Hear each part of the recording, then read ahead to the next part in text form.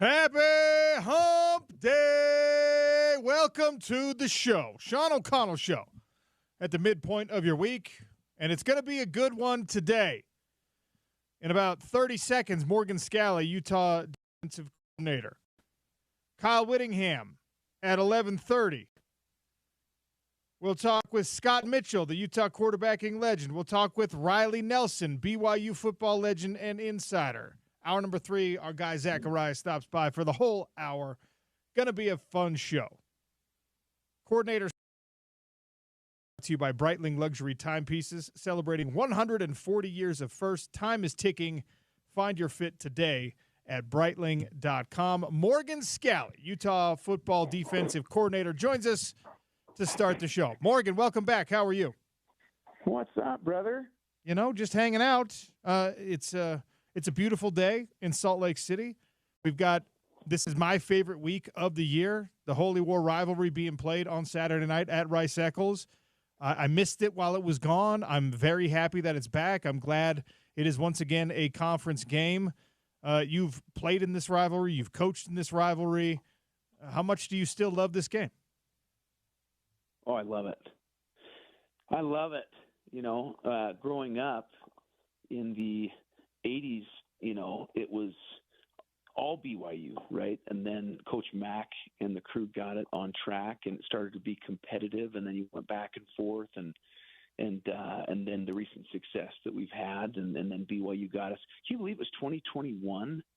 Man, I can remember the game like it was yesterday. Me too. But yeah. So, I mean, I don't love the animosity that comes with it. I think when you're playing, and but you look at that coaching staff and those guys the guys that we've recruited on that team, and there is a ton of respect and a ton of love. Particularly guys that we worked together for so long. So excited for this game. Excited for our boys to get back out there. Obviously, this has not been something that we've been to in terms of the losing. Our guys are hungry, and they know that this is a dang good football team that we're about to face. Well, I want to get into some of that pretty quickly here, but like I said, you've been part of the fabric of this rivalry for 20 plus years now, which is wild to think about. Do you have a favorite memory, either as a coach or a player, like a favorite moment from the Holy War week? I would say the 2003, particularly for Coach Witt, the coldest game I've ever played in down at their place. Brutal. Holding them to 0 points, breaking the streak for how many games they'd had scoring. And winning our outright conference championship, our first outright conference championship, like 50 years or something like that. So that was special. And then in 2004. Just the magnitude that you win that game, and then you're headed to the Fiesta Bowl. If you lose that game, you're out of luck. So just the fans on the field while the final few plays are going, the police just saying, "Forget it, we can't hold them back." And to see that scene of fans rushing the field, throwing Tostitos chips up in the air, and that was special. That was a wonderful moment. I was on the sideline as a crappy walk-on on that team. My roommates came down and were standing next to me on the sideline, and we're all just waiting for the game to end, and everyone's going to rush the field at the same time. It was people waiting. It was like the most Utah, state of Utah thing ever, where it was going to be pandemonium, but at first we're going to be about it, which was great. I loved it. Yeah. All right, let's talk about this year, and you just alluded to it. It's unfamiliar territory for this program to be on a 4-game losing streak. Hasn't happened since 2017. Nobody in this program right now has crossed this bridge before. And the timing of this game comes after the second bye week of the season. You're trying to get right. You tried to get right in the first bye week. You're trying to get right in the second bye week. Was the second one different? Did you change things in practice?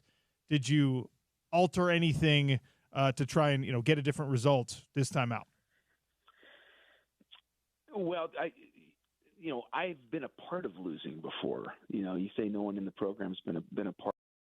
No one on the roster. Yeah, no one on a roster for sure, but I've been a part of 2, 5, and 7 seasons in a row, and really trying to struggle to find answers. And the thing that I learned throughout that, you have to be resilient. Number two is you have to focus on what you actually can. What does the film say? Not what do the fans say, not what the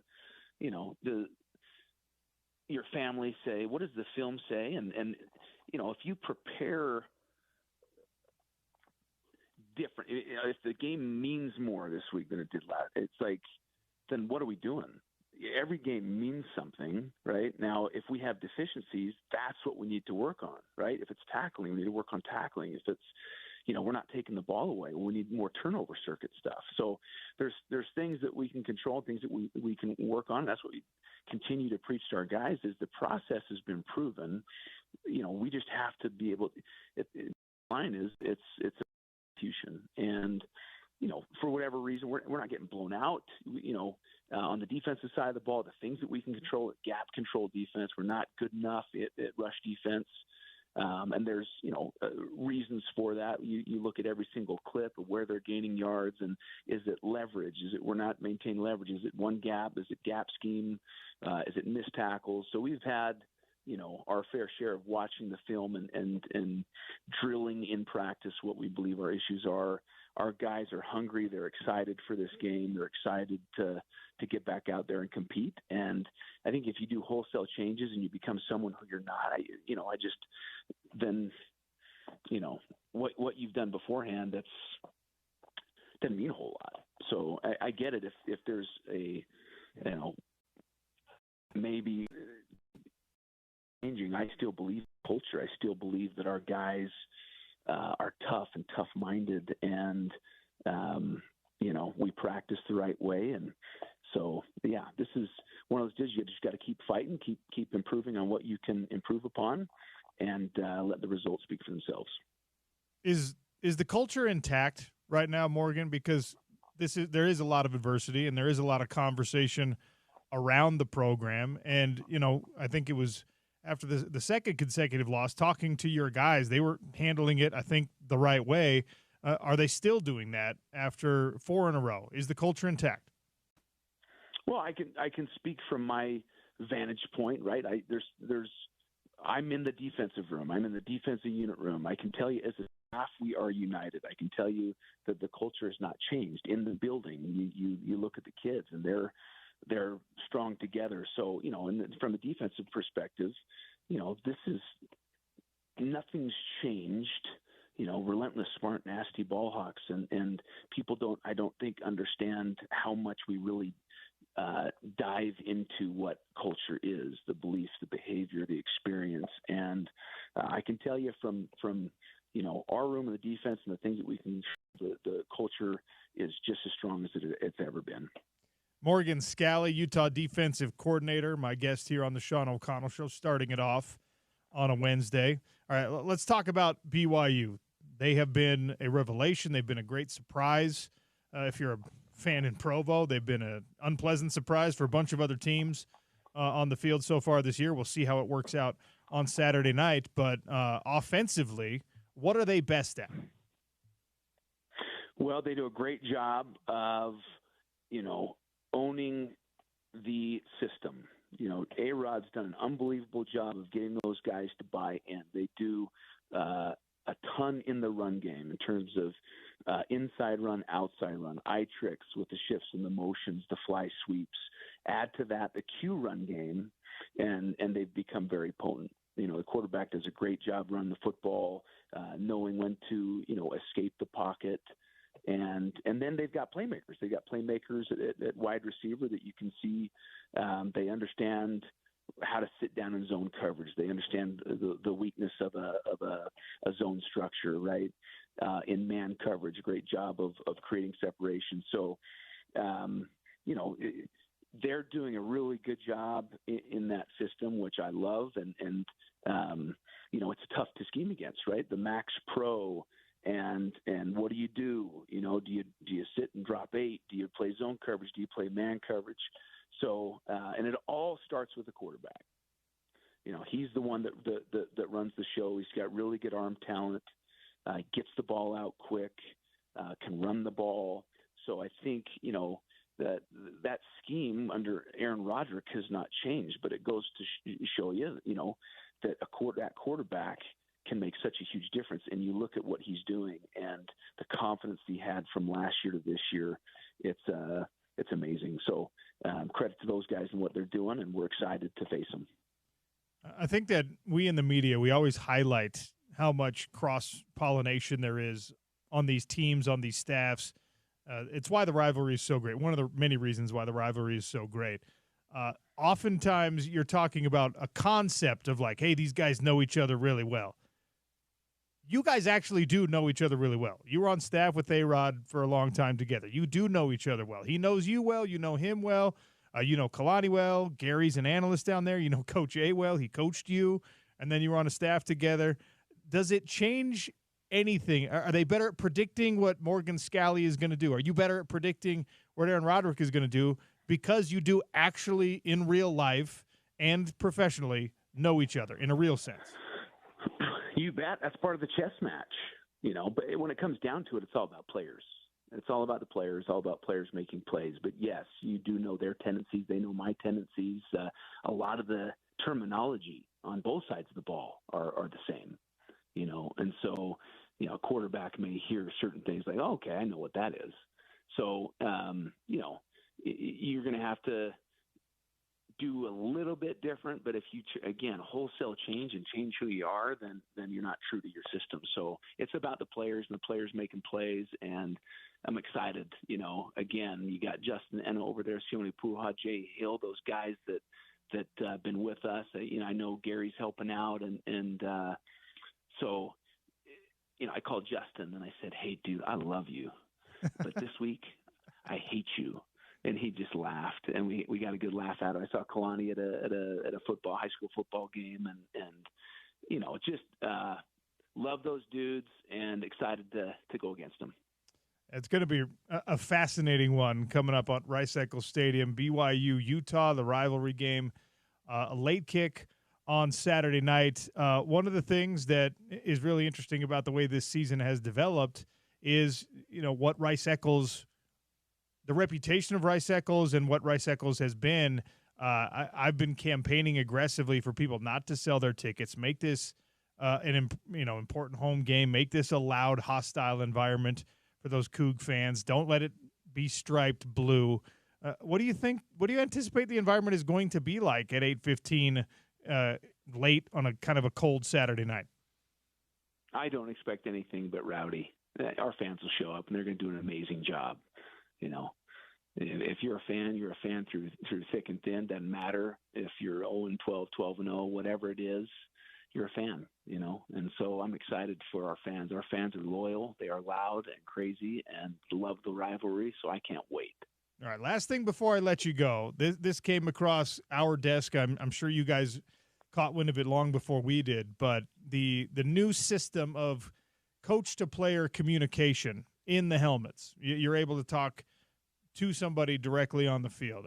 Karene, I think, is the guy who's got the radio in his helmet. And, the Big 12, I think it was Texas Tech, that was like, hey, these are unencrypted radio signals, and we think people might be listening in. Have you had to, code your language differently? Have you had to adjust? Have you had to try and figure something out to keep that communication secret after it was revealed that there might be, listening issues? That's the coach to player one? Yeah. Brother, I can count on one hand the amount of times I've spoken to one of my players. Is that true? Dead serious.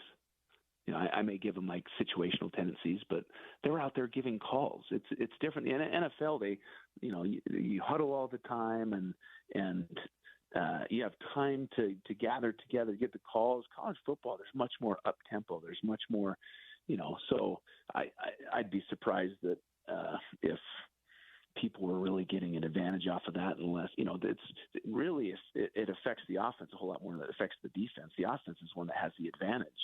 If you're a no huddle team, you can get on the ball, right? Play clock starts at 40. You can get on the ball, and defense has to give a call. It's not like the defense coordinator is going to sit there and wait. He has to give a call. He doesn't know when you're going to snap the ball.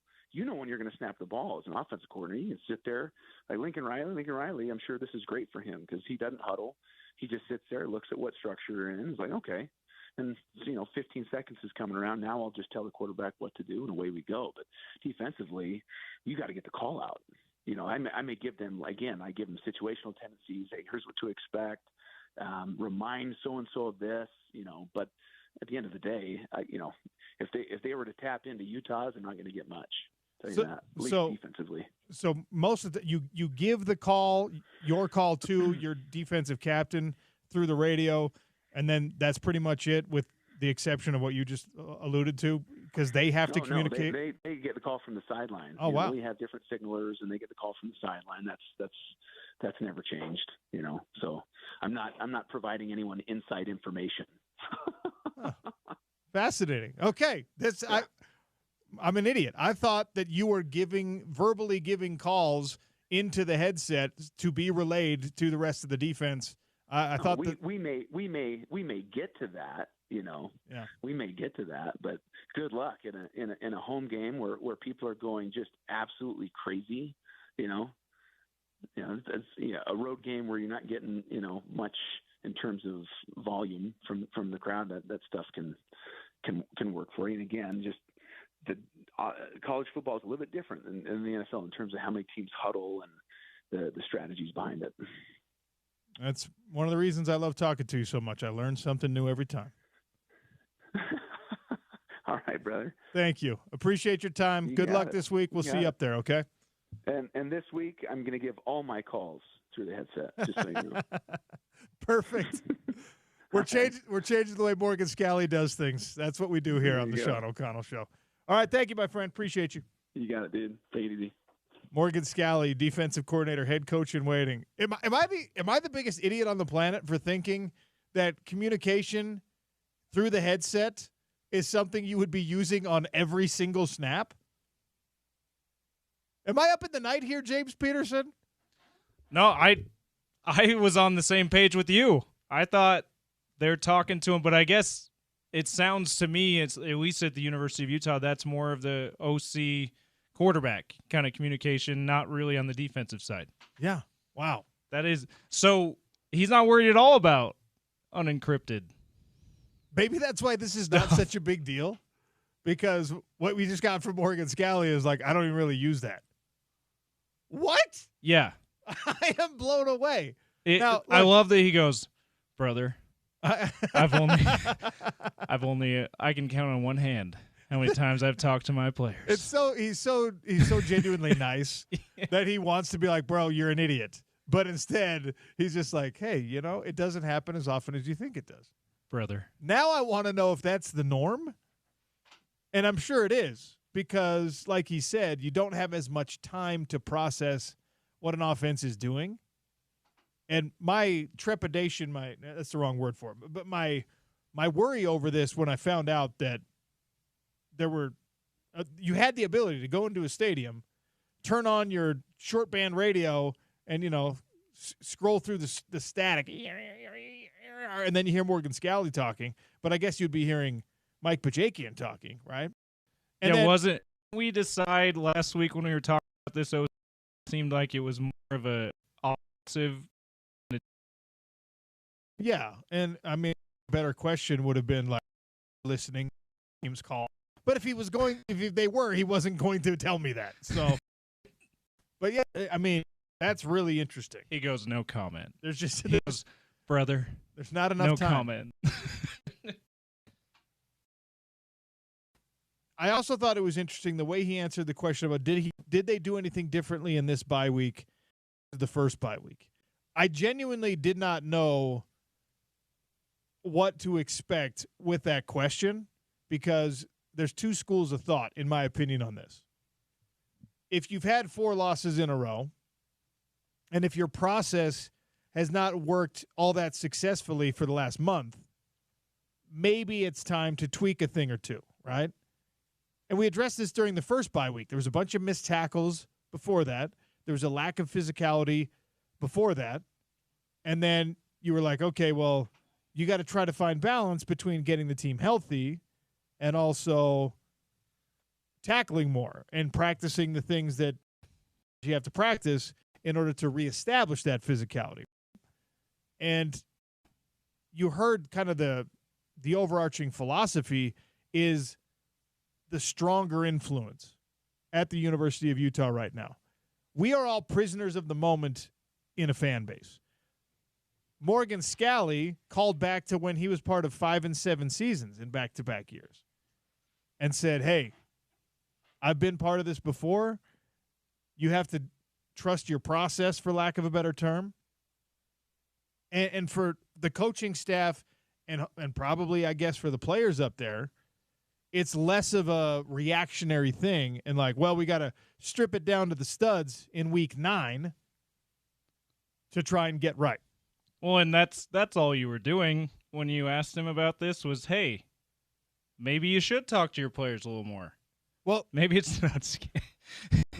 but okay, so here's the other school of thought. Isn't the definition of insanity is doing the same thing over and over and expecting a different result?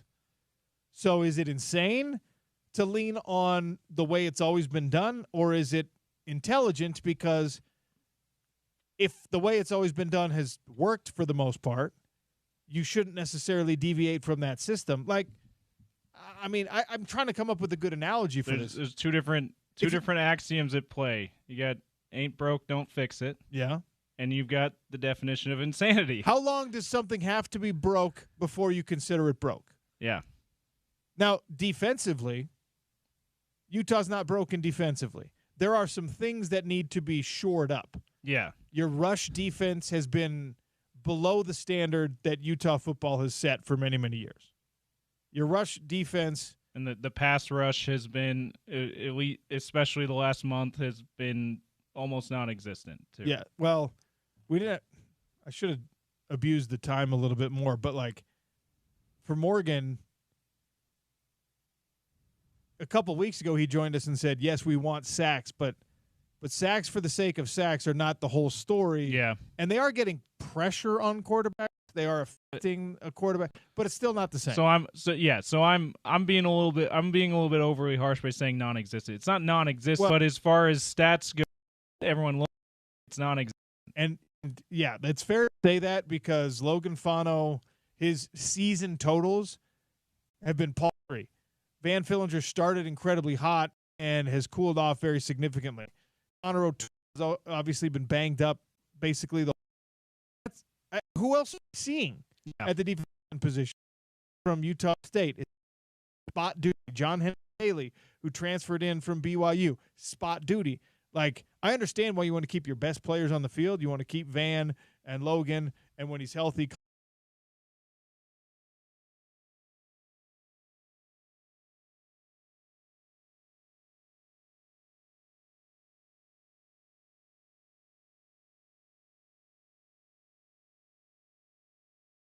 University of Utah.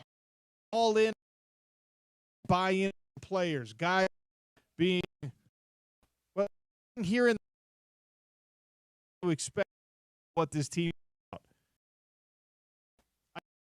Parents from Morgan Scally telling me on the defensive side of the ball that yes, still intact. I don't like the fact that he had to say, well, on the defensive side of the ball, yes, it's intact. Advanced Windows in the house. Jake and Nate, and I'm, of course, Sean O'Connell. It is the Sean O'Connell Show. Fellas, welcome. It's Holy War Week. Big week. This my favorite week of every football season, of every.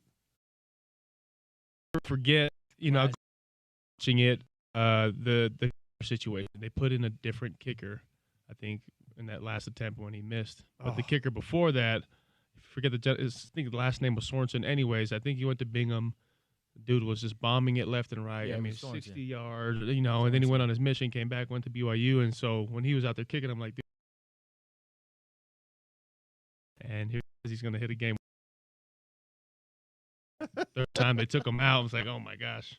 That was it. Anyways, that was a fun game. Absolutely nuts. Yeah, the game looked like an incompletion. They put 1 second back on the. Do if you're home, you feel like your furnace is overworking, it's your windows. And so just stand up next to your window and tell, like, if you can feel a draft or it feels cold next to your window, you got a problem. And, like, that's not.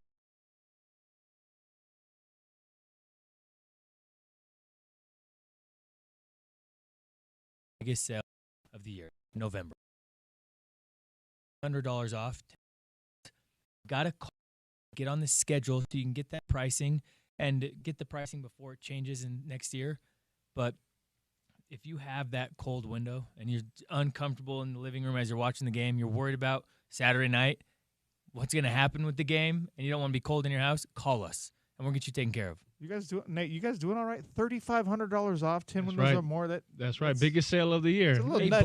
Black Friday, okay. Cyber Monday. You sound all right? concerned. Like, is that all right? Like, Is that right? you gonna make money on this? Do you guys need me to look at the books for you? Because this is a great deal.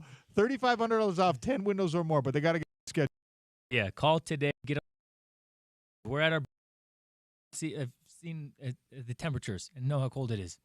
All Give us right. a call today. 801-850-9100. Tell them ESPN 700.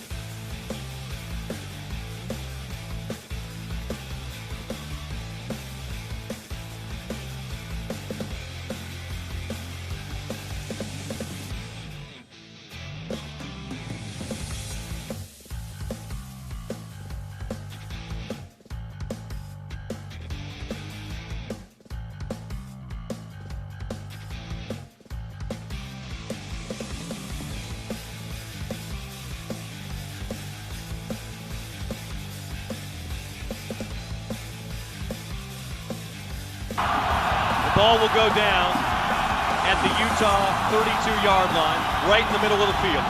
The holder will be Matt Marshall. The crowd is on its feet. Snap is back, the hold is down. It's blocked! Utah wins! Utah wins! On the 11-yard line, the Utes hold on. The Utes win the rivalry game. 17-16, pandemonium in Rice-Eccles Stadium. Oh, that call of the iconic Brandon Burton block field goal to win the Holy War, courtesy of ESPN 700 Utah Sports Radio Network. Bill Riley and, of course, Frank Dolce on the call, just jumping all over it. Wow. Kyle Whittingham, head coach of Utah football, joins us here on the Sean O'Connell Show ahead of this rivalry game. Coach, welcome. How are you? It's definitely something the entire state gets excited about. Our building is pumped up, and we, even though we don't have a lot of players that have participated in that game. In fact, there's only 9, as we did a little poll last week, and so that was a little bit shocking to know that out of our 125-man roster, only 9 players had participated in that rivalry. So we've done a little bit of history lessons and teaching our guys as well as we can in the time we have about what this rivalry is all about. I was going to ask you about that. Does this roster, because of the changed landscape of college football, does this roster understand the Holy War adequately, do you think? Well, we think they do now. They certainly didn't at the beginning, particularly the out-of-state guys. Now we have a big group of in-state guys that have not played in the game, but certainly know everything about it. And so in that respect, it's not quite as much instruction that needed to happen. But we've got our out-of-state guys up to speed, and they're excited about it and really have embraced it. All right, getting down to the actual reality of the situation your team is in. You told us heading into the bye week that you were going to split reps. You confirmed that that's how it went. What does a QB battle in, I guess, what is it, week 9, week 10 look like compared to a QB battle, I don't know, in camp?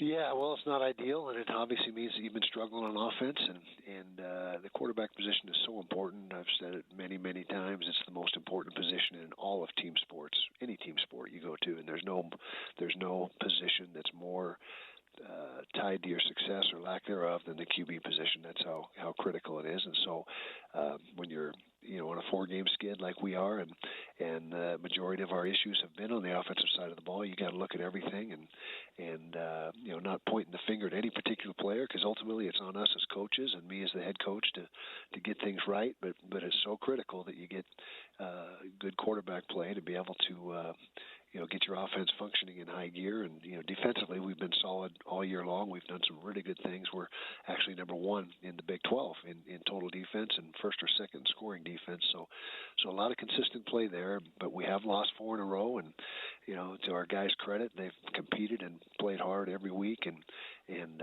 nobody's blowing us out. We're just, finding ways not to win. And so that being said, you look at everything, and if you got a guy like Brandon Rose that has been practicing well all season and deserves a chance to at least compete for the job, then that's what you do. And as coaches, that's our job to put the right players out there first of all, and then give them the game plans to be successful. And so that's what we've been working hard towards that end. Utah head coach Kyle Whittingham is our guest here for just a couple more minutes on the Sean O'Connell Show. Coaching is always a chess match in football and in college football. That's certainly true. What is a chess match like against guys you know so well, against guys you're friends with? Yeah, it's almost like we're coaching against ourselves. There's so many guys down there that were here at one point in time, and really good coaches. I mean, that's. I'm not saying that because they were here, they're good coaches. They're just good coaches, and they're doing a really good job of playing complementary football. Their offense is playing off of the defense, and vice versa. That is really manifest in their turnover margin. They're second in the league in turnover margin, and doing a great job in that respect. But there is a lot of similarities as far as defensive, in particular on defense schemes, philosophies, that type of thing.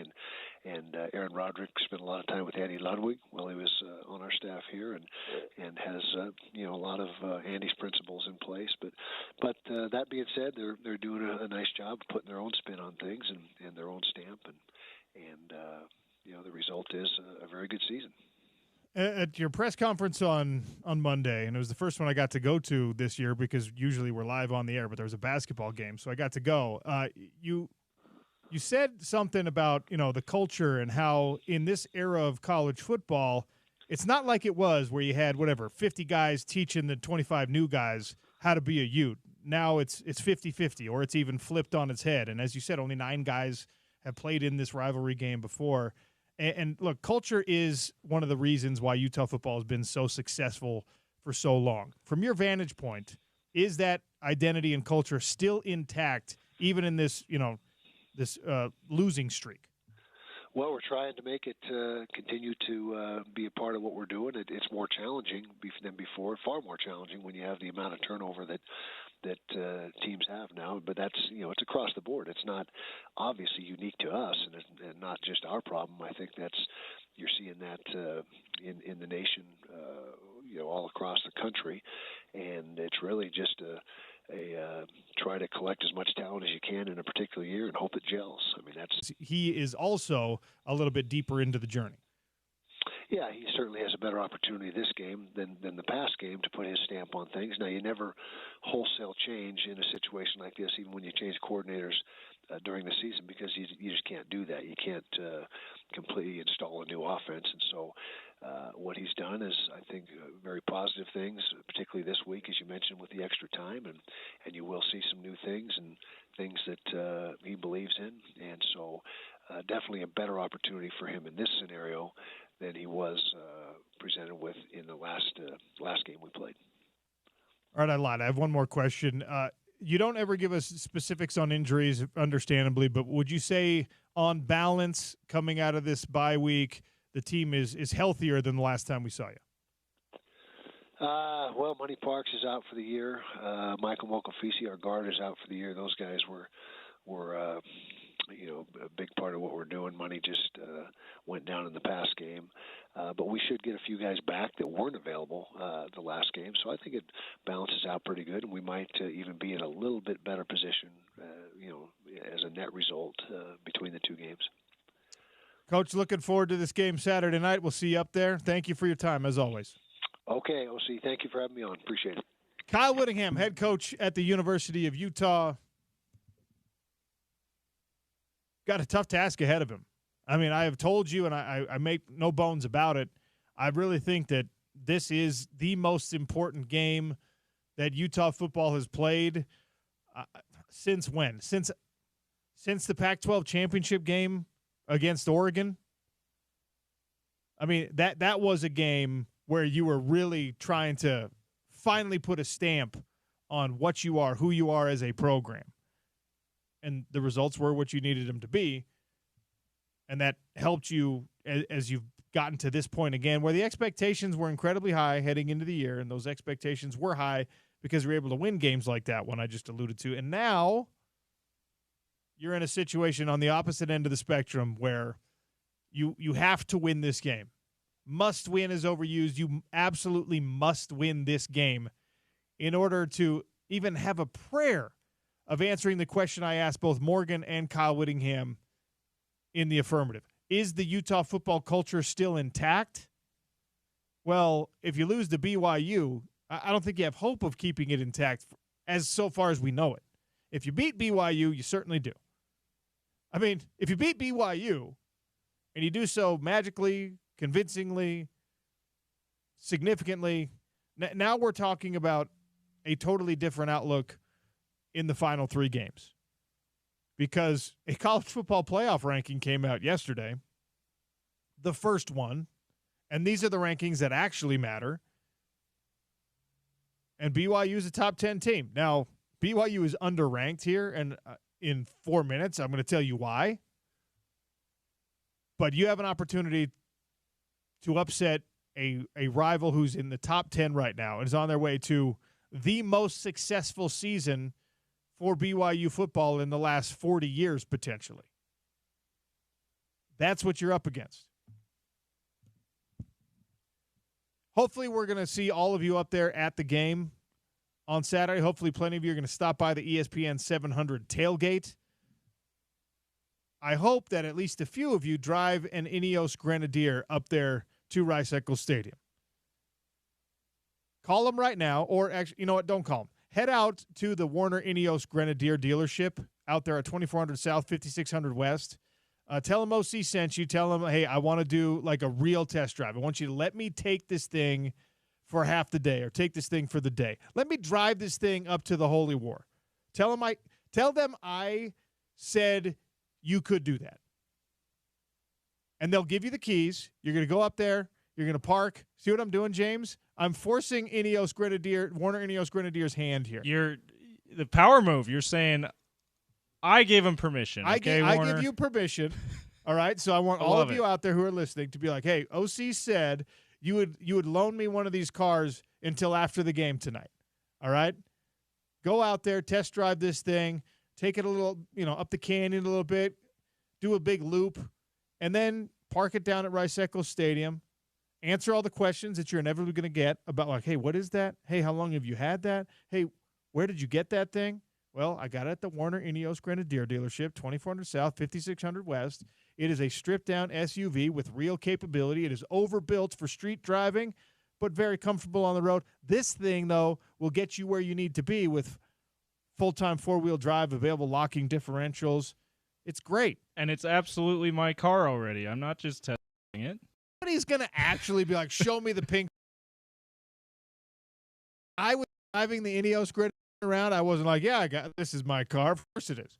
They're like, why does it have 4 miles on it? I knew.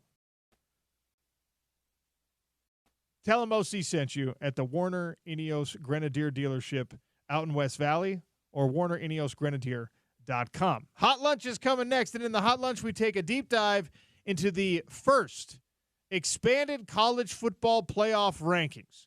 I'll tell you why the BYU Cougars have a real reason to be upset. It's the Sean O'Connell Show on ESPN 700.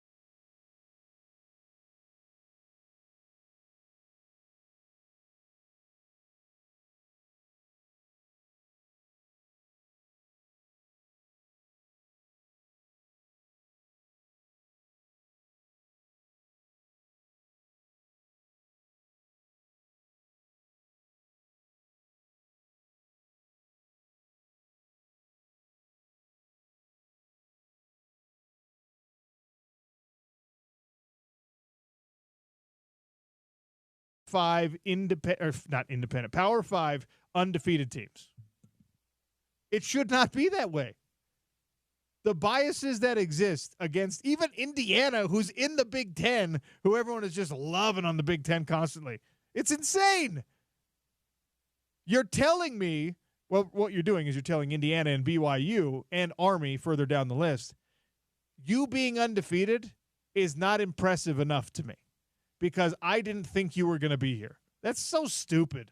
I hate that. It really should be merit-based, and those teams, particularly Indiana and BYU, have shown their merit this year, being undefeated this late in the season in Power 4 conferences. Like, if you're 4-0 and there's a one-loss team ranked above you, that's still probably kind of silly. But if you're 9-0 or 8-0 and there's a one-loss team ranked above you, I don't care who the one loss was to. I really don't. I don't care if the one loss that you sustained was a 1-point loss against a highly ranked team. By the way, Georgia lost to Alabama, who's now ranked below Georgia and below Indiana and below BYU. So everyone says Alabama is not as good as Indiana and BYU, but the team that lost to Alabama is way better than Indiana and BYU. And they lost to them in a very convincing fashion, by the way. It's so stupid, James. So fun to talk about, but stupid. Anyway. I'll calm down now. Sorry about that. That's the Hot Lunch presented by Lemon Shark Poke right here in downtown Salt Lake City, 300 South, about a block east of our current location at the Broadway Studios. It's in the ground floor of the Judge Building, so go check it out. And order the OC Bowl, which is one of the poke bowls you can now order on the menu. It's delicious. You're welcome for the Show You Salmon recommendation, all of you out there.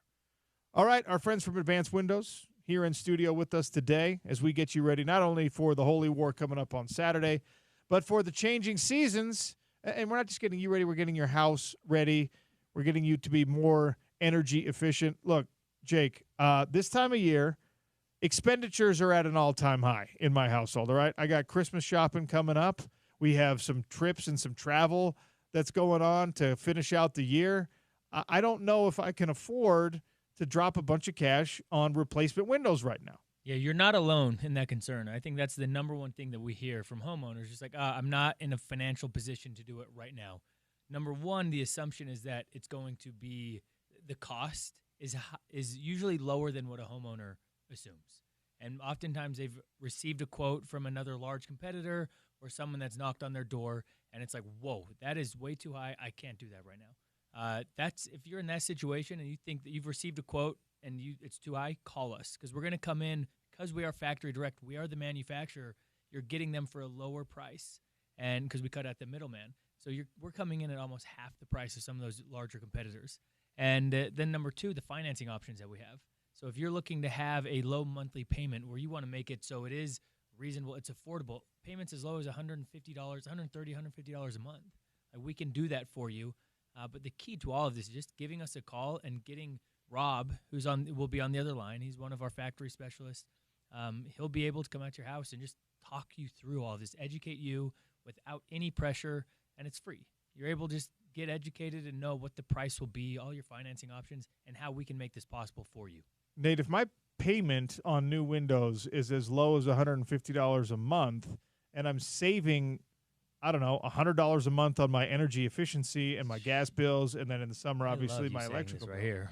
That's crazy. I thought you were going to make me pull out my calculator for a minute. You were throwing a lot of numbers at me. You got me a little concerned, OC. All right? Nate, you're offering me free windows here? There you go. Is that what's going on? $3.99. And I get $3,500 off 10 windows or more if I get on the schedule today? That's right. I think you guys need a new accountant. I think you guys, we are just in trouble right now. But I mean, in all seriousness, though, there is a cost associated with replacing anything in your home, and with your windows, that's certainly the case. But if I go and I get new floors for my house, which my wife wants, there's no savings coming back. I'm not saving any money by having new floors. When you replace your windows, your house becomes more energy efficient, especially with you guys who've gotten the best sealant, the best glass, the best everything to make sure it's maximum efficiency. You've done your homework. You know what you're talking about. But yeah, you look at a window, right? Those are big openings in your home, and if you have a window that's 5, 10, 15, 20 years old, the technology has changed drastically to what we have today, right? The fiberglass reinforcement with our high-performance windows that are foam-filled in the vinyl, the cardinal glass, the argon gas that's in there, all those things. And then on top of that, not only do we have master certified installers, but also the sealant that comes with it and making sure you just get the proper installation with a superior product. All those things just really control that opening and keep all the elements out and keep your home nice and comfortable. And OC, what you're saying with the savings too is like it's 35 to 40% in the savings. So it really does. You pay for those windows. We have rebates available. You're getting that discount. It is possible for you to get these windows and not just get a cheap window, as Nate's saying. It's the best in the industry. And that's what we pride ourselves on, is making sure that what we provide is a high-quality product for all of our homeowners that are out there. As I have told everyone many times, what it was 5 years ago now, went through a home remodel, did the replacement window thing, and obviously energy efficiency is something that matters, but there's also the aesthetics. It makes your house look better. It increases the value of your home. And if you're dealing with a spouse or a significant other, or maybe you yourself have feel some type of way about those white vinyl windows or whatever, you guys have the solutions and the options to make sure it matches the motif, the decor, the look that homeowners are looking for. And that's, again, just, peace of mind, knowing that, hey, you come with us, we can really customize the windows however you want, whether you want it coated on the outside a certain color, red for Utah in your man cave, great, we could do that with white or light tan on the inside, whatever it may be. Again, I think the aesthetics is a big thing, and the appearance, that curb appeal as you have friends and family come over that really stand out to everybody. $3,500 off, 10 windows or more. That is the best deal of the year. That is $1,000 in extra savings over the normal football season offer. Advanced Windows is hooking you up if you get on the schedule today. 801-850-9100. Take advantage of the offer. You don't have to get the new windows today. You don't even have to commit to getting the new windows today. Let them come out. Let it measure. Let them educate you. Make the decision and take advantage of $3,500 off 10 windows or more. Nate, Jake, it's always great having you guys in here. OC, thank you. We'll chat again soon. Up next, Scott Mitchell, quarterbacking legend, color analyst on all Utah radio broadcasts. His expectations for a Holy War game coming rapidly approaching, that I think is the turning point of this Utah football season. It's the Sean O'Connell Show on ESPN 700.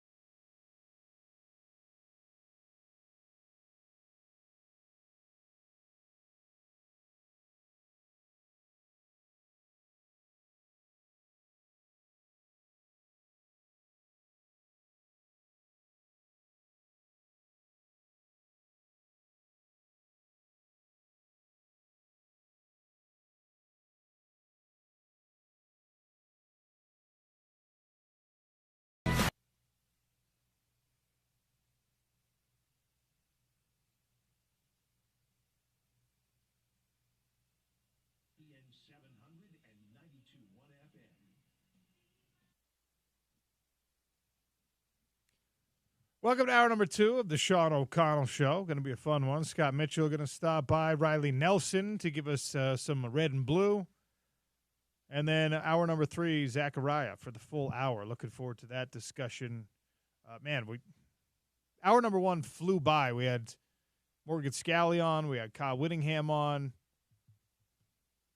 There's so much going on right now. The college football playoff rankings released last night, and some injustice being done, as one would expect.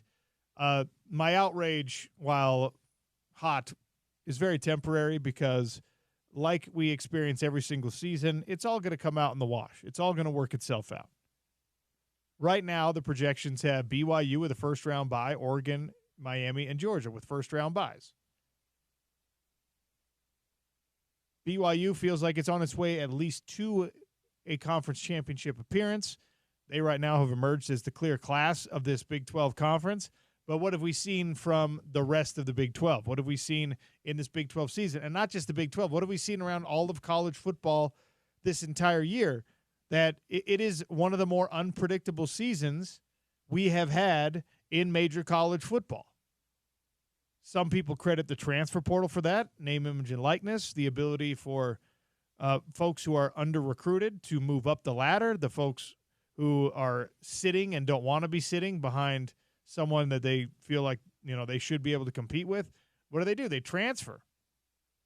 And because of that, you have Vanderbilt upsetting Alabama. By the way, how just Kalen DeBoer is one of the great geniuses in all of college football, because they say you don't want to be the man that follows the man. There's nothing wrong with following the man as long as it's at an institution like Alabama football. Alabama, not on the outside looking in, entrenched on the inside of the playoff picture, at least right now, as a 2-loss team. That is with, a 7-1 Iowa State team, a 7-1 Pittsburgh team, a 7-1 Washington State team, an 8-0 Army team, all looking up and seeing Alabama, despite 2 losses, including a loss that anyone preseason would have deemed completely unpredictable, completely unforgivable. A loss to Vanderbilt, a loss to Tennessee, and yet Alabama, largely on the strength of a shutout win over Missouri, I think, is just, they're insulated from criticism in a way that other teams just aren't. It's wonderful. And you don't even have to have Nick Saban for it to be that way, because people are just so familiar with the brand. It's a little blanket for folks to see Alabama projected in the playoffs. They get all panicky. The election had people feeling some type of way, getting a little bit worried. Hey, it gets cold this time of year, OC. Oh, wait, Alabama's there. Okay, we're good. It gets cold this time of year, okay? So wild, Need the man. comfort blanket. Need the whoopee. All right? All right. Fine. All right. Scott Mitchell, Utah football legend. This conversation brought to you by Larry H. Miller Chevrolet in Murray. Get Chevy ready this month with better than employee pricing and Solitude season passes with every new vehicle purchase. Go online at LarryHMillerChevrolet.com. Also part of our Big 12 at noon. That is always brought to you by Mountainland Supply at MountainlandSupply.com. Scott Mitchell, welcome back to the show. How are you? A little tired. I love your passion about the college football playoffs, and I certainly, shake my head at all of that stuff. And it's completely different, but it's completely the same. The same teams are going to be in there. You're just going to have more SEC teams, more Big Ten teams. So yeah, I get it. All right, I got to ask you this as we head into Holy War Week. This is I heard you talking about it with Spencer earlier in the week. The great moments, the things that make you a legend. We talked about this with Kyle Whittingham. People still come to you, however many years it's been removed, and say, "Hey, I remember that day when you had 500 yards on BYU." Like you never live it down one way or another. What happens in this rivalry game, Scott? No, you really don't, and it can certainly help ease a lot of your pain for losses or whatever. We were kind of struggling that year. I think we ended up 7-5 or something, and the BYU game and the fact that we won, but not only that we won, but it was kind of the way we won. I mean, it was just a complete blowout. It was so fun to be a part of that game. It's the thing that I run into Utah fans and that they always bring up. They always bring that up after the 30-some years. I remember when you beat BYU 57-28. They know the score. I have people that say I was, with my like, it's almost like a moment, for a lot of Utah fans. Like, this is where I was when this happened, kind of moment, and it was amazingly special to me. When you play sports, you always have these, there's these games that just really mean something, and it was certainly high.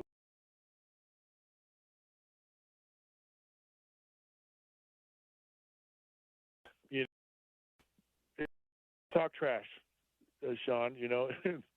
Like you don't have to sit there and take it from your rival. He's like, nah, when we play guys, yeah, we killed you. It's a fun thing to be able to do. That's half of what this thing is about, the ability to talk trash for the next year. BYU's been able to talk that trash for 3 years because the last meeting, of course, was back in 2021, and the revisionist history, what might have been if you had started the right quarterback in that game, is something that might always eat at some Utah fans. But, this rivalry is just absolutely incredible. However, this season, it comes with a certain level of angst and anxiety for Utah fans because the two teams are trending in opposite directions at this exact moment, or at least the last time we saw both of them in active competition. Before the bye week, BYU looked great again. Utah looked bad again. And this Utah football team has had some things to figure out over the last 10 days or so. How confident are you that, when you go up against BYU on Saturday night, at least some of those things offensively will be figured out? Well, really quickly before I tell you my optimism, I think this year for these teams has been shocking, like for both of them. I don't think BYU in their wildest dreams thought that they would be where they are today. I think the most optimistic BYU fan would not have thought that they would be right now where they are, and I don't think the most pessimistic Utah fan would have thought they would have been where they are. So here's two teams coming into this game, and they're both shocked where they are, and for good and bad reasons. And the one thing about that's exciting for me about this game with if you're a Utah fan, Utah has nothing to lose. There's no pressure. It is on BYU. They're in a position now where they can't hide from anyone. They've been thrust into the national stage. College football playoffs have come out. They're in it. They're a part of it. I mean, they're a 58% odds team to make the college football playoffs.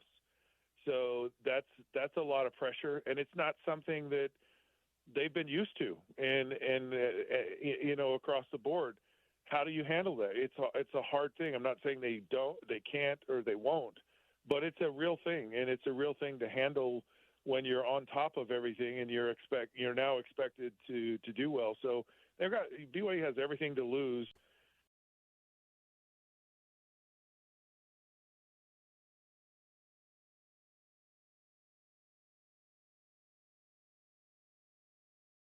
Shows up early on in this game, and BYU knows they're in for a game, it could really make that tension, that pressure that I really think is on BYU right now to even be higher.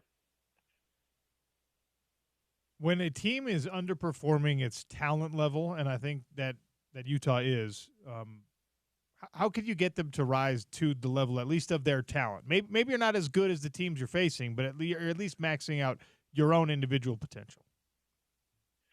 Yeah, you talk about the potential of this team and the talent at Utah, and that's what I felt. I mean, I'm just going through every position, and it's like this team is not only talented, but it's deep, and you need that depth to make it through the attrition you're going to have in a season, and that's what I was just most excited about with this team. I felt like going into the season, Utah was the most complete and the deepest team in the Big 12. And, it has panned out clearly the last two seasons to be a very, very important. You've got to have that guy playing really well for you. And so, I forgot what your question was. I was up till 2:00 in the morning watching this election thing, so I'm a little flighted here. You were answering my question about, this is a talented team, and how do you? Oh, I'm sorry. Yes, but here, you talk about the optimism and the quarterback situation. From the little that I saw from Brandon Rose, and I believe he's going to play Saturday. I think this Utah team goes. We understand the idea of building for the future, but we also understand this is a rivalry game, and we do not want to embarrass ourselves. If we can do at least one thing right this season, it's beat our rival. That will, kind of equate for, it'll help us to get over a lot of the problems we've had. And I think at this point they feel like, Brandon Rose might be the guy that does that. Because when you have all this offensive talent and you don't have someone who consistently get the ball to the tight ends and the wide receivers and to really get the offense flowing, when you don't have that, it's so hard, guys, to not only show it but to develop it. And I think after a period of time, a level of frustration, you've kind of seen some body language from some of these guys,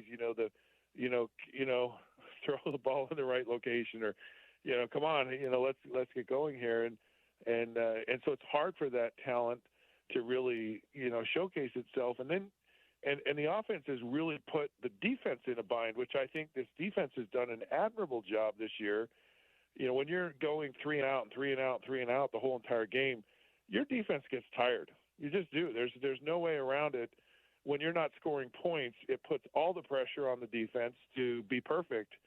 And it's like you got to stop them every time. And as good as Utah is, they're not going to stop these offenses that they faced every time. They've certainly slowed them all down, but they haven't grind them to a halt, or they haven't put them in positions to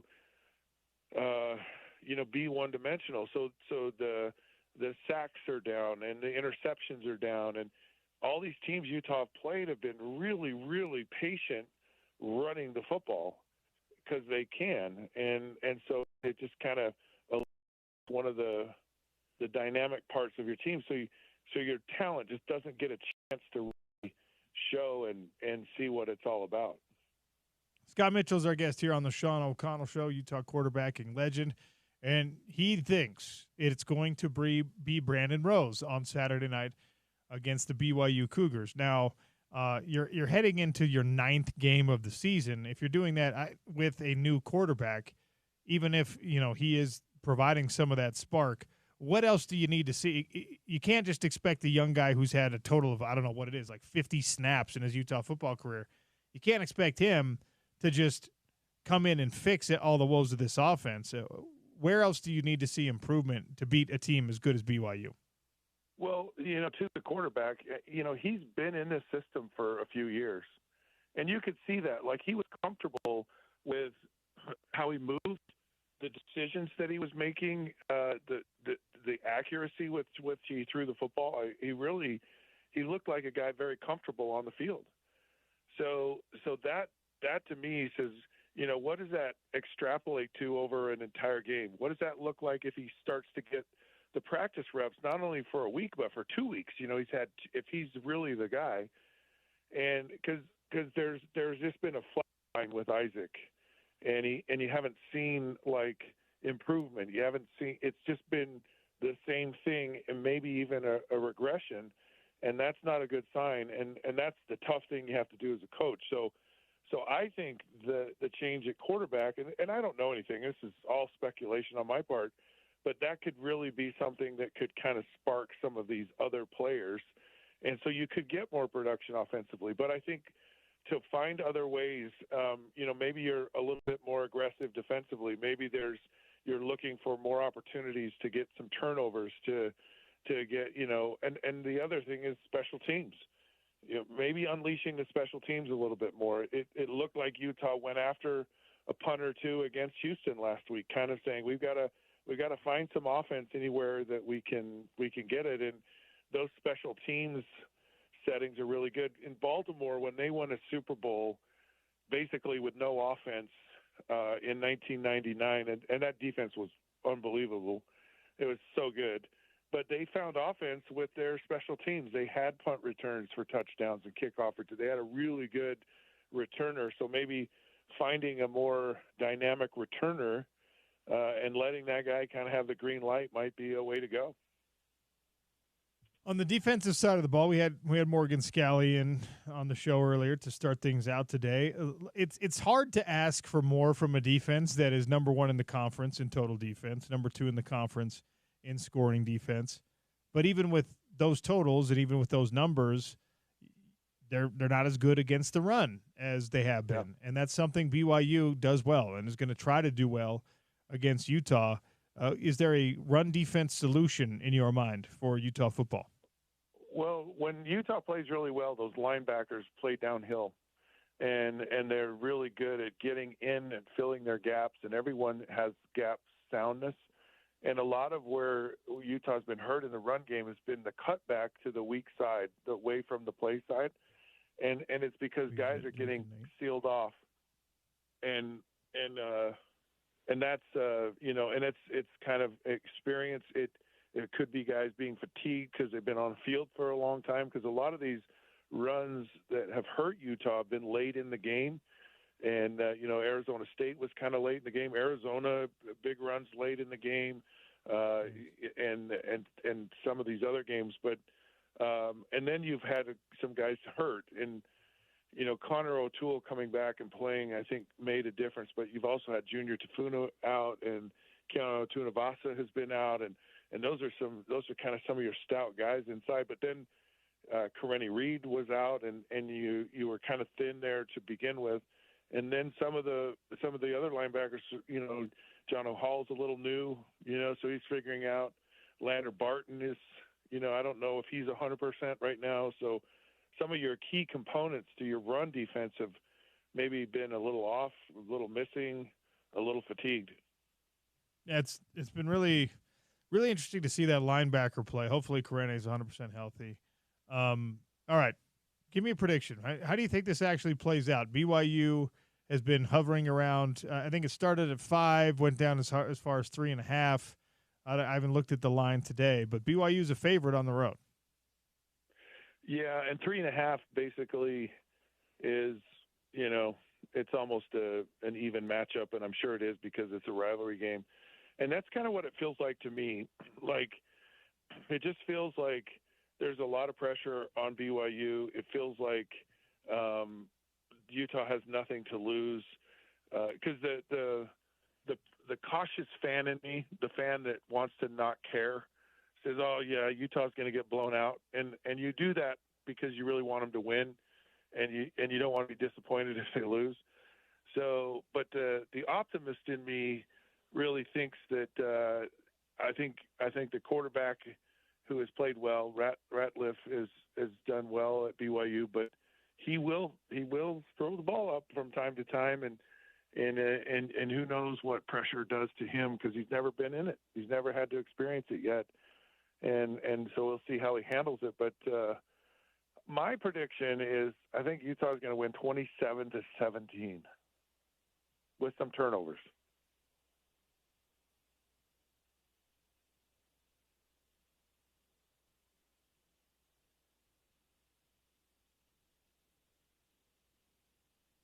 Well, I can't hear you.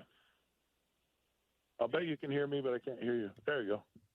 Sorry, I had a little microphone issue there. 27-17. I love that. The upset prediction from Scott Mitchell. We'll see you up there on Saturday night. Appreciate your time as always. You got it. Always. Thanks, Sean. Scott Mitchell, Utah quarterbacking legend. Jake Weber, Nate Orchard, once again here in studio with us. Bearing gifts. What is that? Chip cookies? Cookie. Nate's got a cookie. You have your own cookie? Nate's got a cookie. I got a cookie with Chip. It's a good backstory, too. There's a cookies and cream cookie that partnered up with Chip on. Kind of fun, especially going into this BYU-Utah game this week. But my wife used to make these cookies and cream cookies before every game, starting at the U. And then I've carried it with me through my 7 years in the NFL. And it's been a while since I had it, since retiring from football. And so kind of connected with Chip is like, hey, let's launch a cookie for, BYU Utah week. And and see how it does. But, yeah, just bringing the cookies and cream cookies back. Thanks, Wow. Chip. That's awesome. So Good. We'll get you a It's bite. like teammates. Nate's kind of understated with it, but he had teammates who lived for this. Night Like before making the game, orders. Like so, Adrian No, Peterson. trust me, making orders on the side, I guess. Adrian Peterson gave Nate at the end of the season, signed a jersey for him, and talked about the cookies That's when awesome. he signed the jersey. So it's like it's crazy. Having grown up like watching Adrian Peterson playing with him in NCAA in the video game. Yeah. Wow, you got Adrian. I got a few Peterson fun talking about your photos. cookies, bro. Like Jim Brown when I was in Cleveland. I got Come a on. picture of him eating my cookie. What was it? Alex Smith when we were in Washington together. Just in the middle of the locker room, he's just eating the cookie. That's awesome. Just a few fun stories with it. Man. You can probably tell by looking at me. I love a cookie. I'm Put your hand on some of those. I am a That's what's sitting cookie- right there for you. I'm a cookie guy. All right. If you're telling me like any dessert, give me cookies and milk, Give me man. cookies, that's right. But we're not here to talk about cookies. We're here to talk about advanced windows. By the way, special offer happening right now. $3,500 off, 10 windows or more. You guys are going completely insane with this. It is a phenomenal deal. It is $1,000 savings on top of the great savings already offered during this entire football season. So 801-850-9100 to get on the schedule to take advantage of that. I want to extend a conversation we were having last time you sat down. The aesthetics of these windows, it really is important. There are a lot of people out there who are making these decisions based on a cosmetic upgrade to their homes. It really does add a lot to a home and to a home's value when you add new windows. And whether you go with the tan frames or you go with a darker color or you go with the white, it really, like, you're talking about resale value and things like that. You could get your money back pretty easily and then some. Probably double your money back in this investment, right? Yeah, you can. The way it increases your home, the value of it, it transforms the look of your home. And we talk about transforming the feel of your home just on the inside because of the energy savings, the heat. It's not going to be as cold. It won't be as hot in the summer months. But the exterior, that is the number one feedback that we get from a customer after install. When they're outside looking at the windows, like, they cannot believe the way that it changed the look of their home. And so you have homeowners that are out there wanting to update the look of their home. How do you update it? Is it putting on new siding, or is it repainting the brick or something? Throwing in new windows is one of those areas that I think is often overlooked, but there's a pop to the window. So we love, like, on our social media and every week during our weekly install meeting, we'll show before and after photos to our crews and just, like, remind everyone, like, look at how we transform the home. And it is amazing to see what that home looks like with that old aluminum window, with that red brick, and you switch it out with the nice black window. Like, and with the red brick, it pops and completely changes. The home looks like a new home.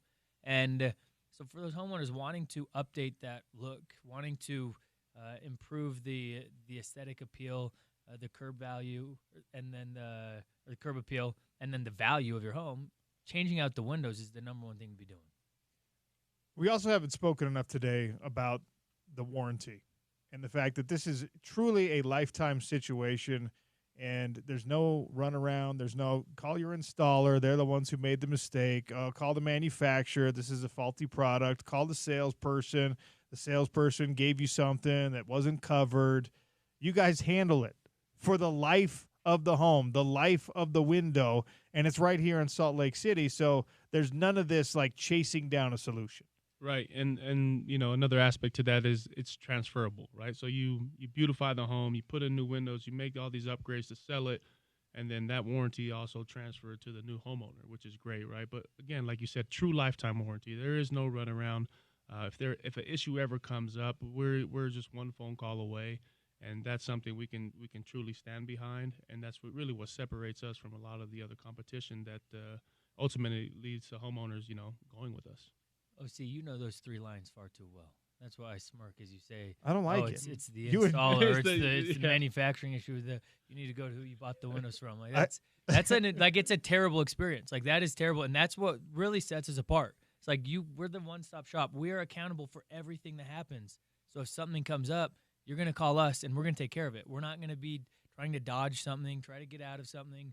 It's we are 100% accountable. I want to encourage you. Just do this, all right? Call 801-850-9100. Get on the schedule, all right? Have them come out, measure your windows.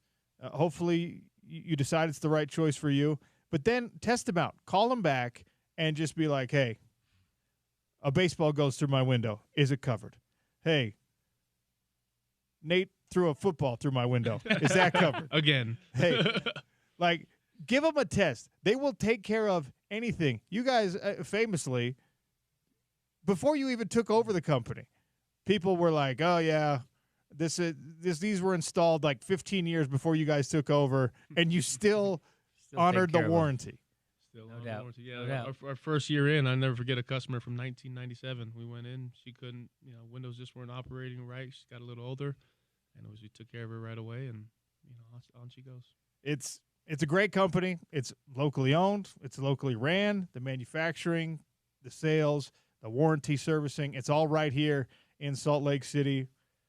And right now, $3,500 off, 10 windows or more, the best deal of the year. Real quick before I let you go, how far out are we? We about 8 weeks still? About 8 weeks. Okay. About 8 weeks. That's we start pushing that at this time. Once it really gets cold, we get very busy because homeowners realize it's real. Yeah. That cold weather is real. And so it does pick up a little bit. Okay, so stay within this 8-week window Call now. on your windows by calling right now. 801-850-9100. $3,500 off, 10 windows or more. Get it done with Advanced Windows. All right. You guys can hang out if you want. We're going to talk a little BYU football next. I know, Nate, that can get uncomfortable. Riley Nelson, BYU football legend, joins us for the Red and Blue segment on the Sean O'Connell Show. It's ESPN 700.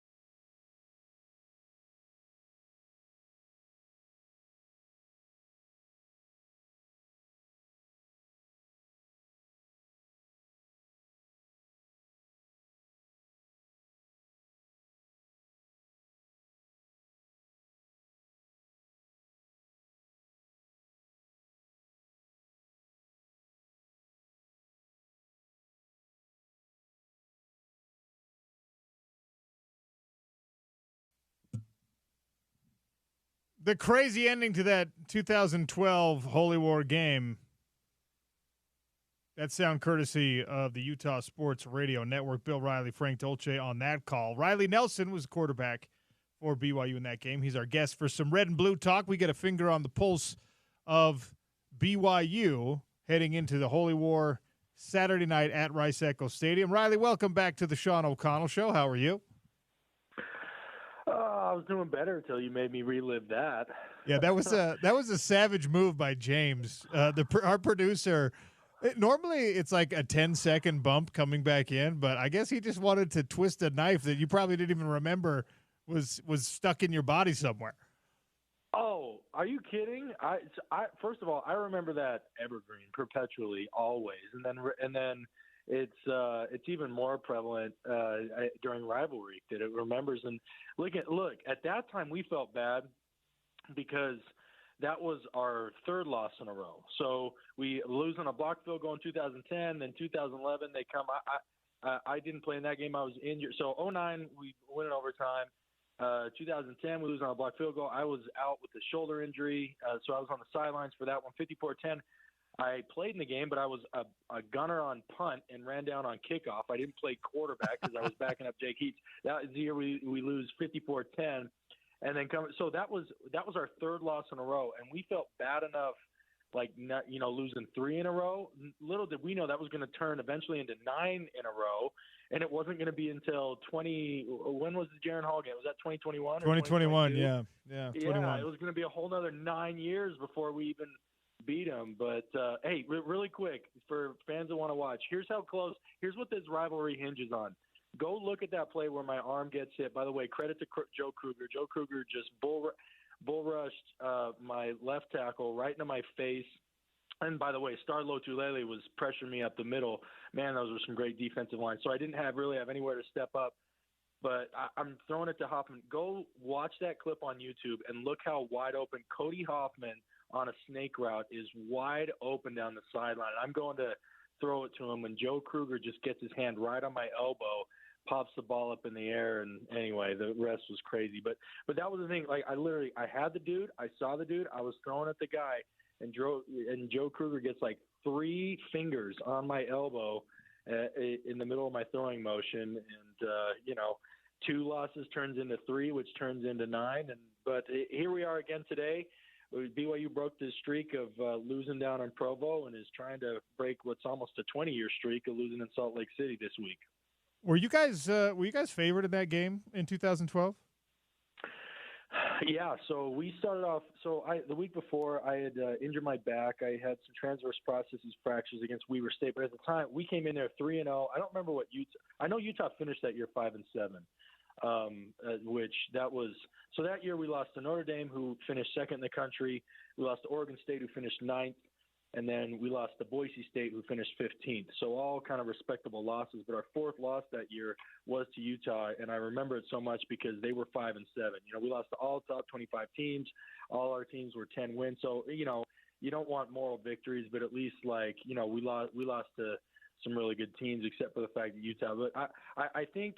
I don't know what the spread was, but I think at the time they were maybe 1-2. We were 3-0, and we were actually 23rd in the country coming into that game. It was maybe a little bit inflated because I had gotten hurt. We'd lost our running back going into that game, and we'd lost our starting right guard. So we were down some pieces on the offense going into that game. But regardless, no excuses. We still had enough to get it done, and we didn't. But, man, hopefully the Cougars this year got enough to get it done up there in Salt Lake. Well, the reason I asked if you guys were favored, it is a unique situation where the road team in this rivalry game is favored, and it effectively, the line has moved a little bit, but Vegas thinks that BYU is about a touchdown better than Utah is this year. Both teams coming off a bye.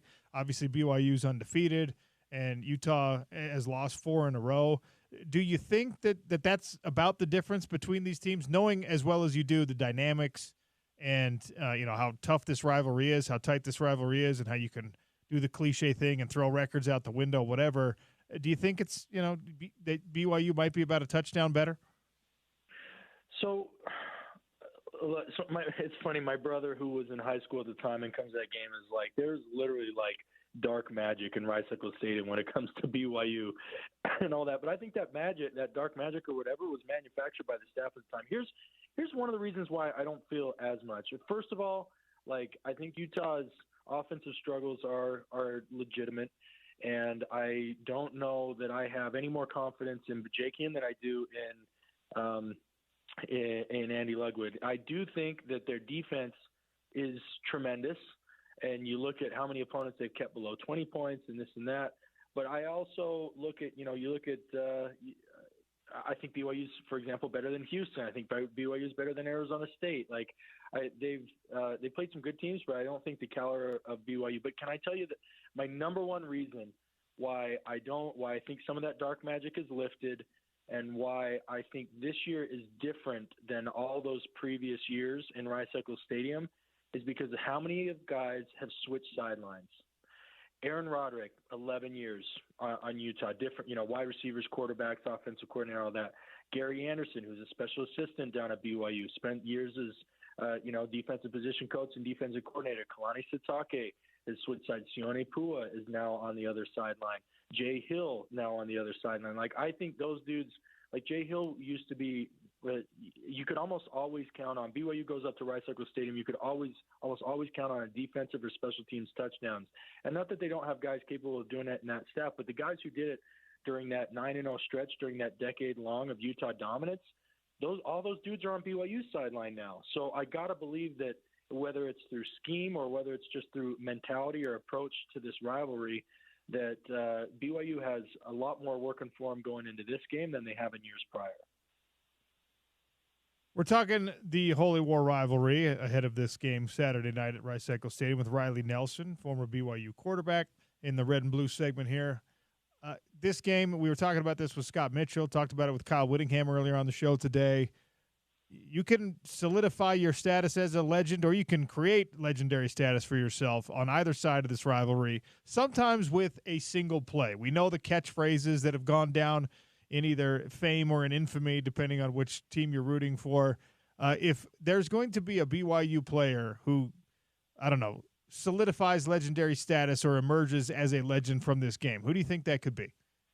It's always going to be the quarterback at BYU, right? Like, you look at the last time, Beck to Harleen. Harleen was lucky enough to get his name in there, but they didn't say Harleen and Beck, right? They put Beck first, so John Beck there, and then Hall to George in the 2009 over. Like, it's going to hinge on the quarterback, and they're going to be the one to make their name. Now, I do think you look back at that win in 2021, that was much more of a team effort, and maybe you had Samson Nakua playing against his former team, scoring a touchdown in that game, and BYU really played really solid in all three phases. So that one's maybe not as attributed as much to Jaron Hall as others, but still, like Jaron Hall is almost singularly mentioned when it comes to breaking the curse. So, and look, and Retzlaff, I mean, just look at it. Retzlaff has gotten all of the pub, and because BYU is winning, but you look at the guy's numbers, and like, they're not Ty Detmer numbers, they're not John Beck numbers, they're not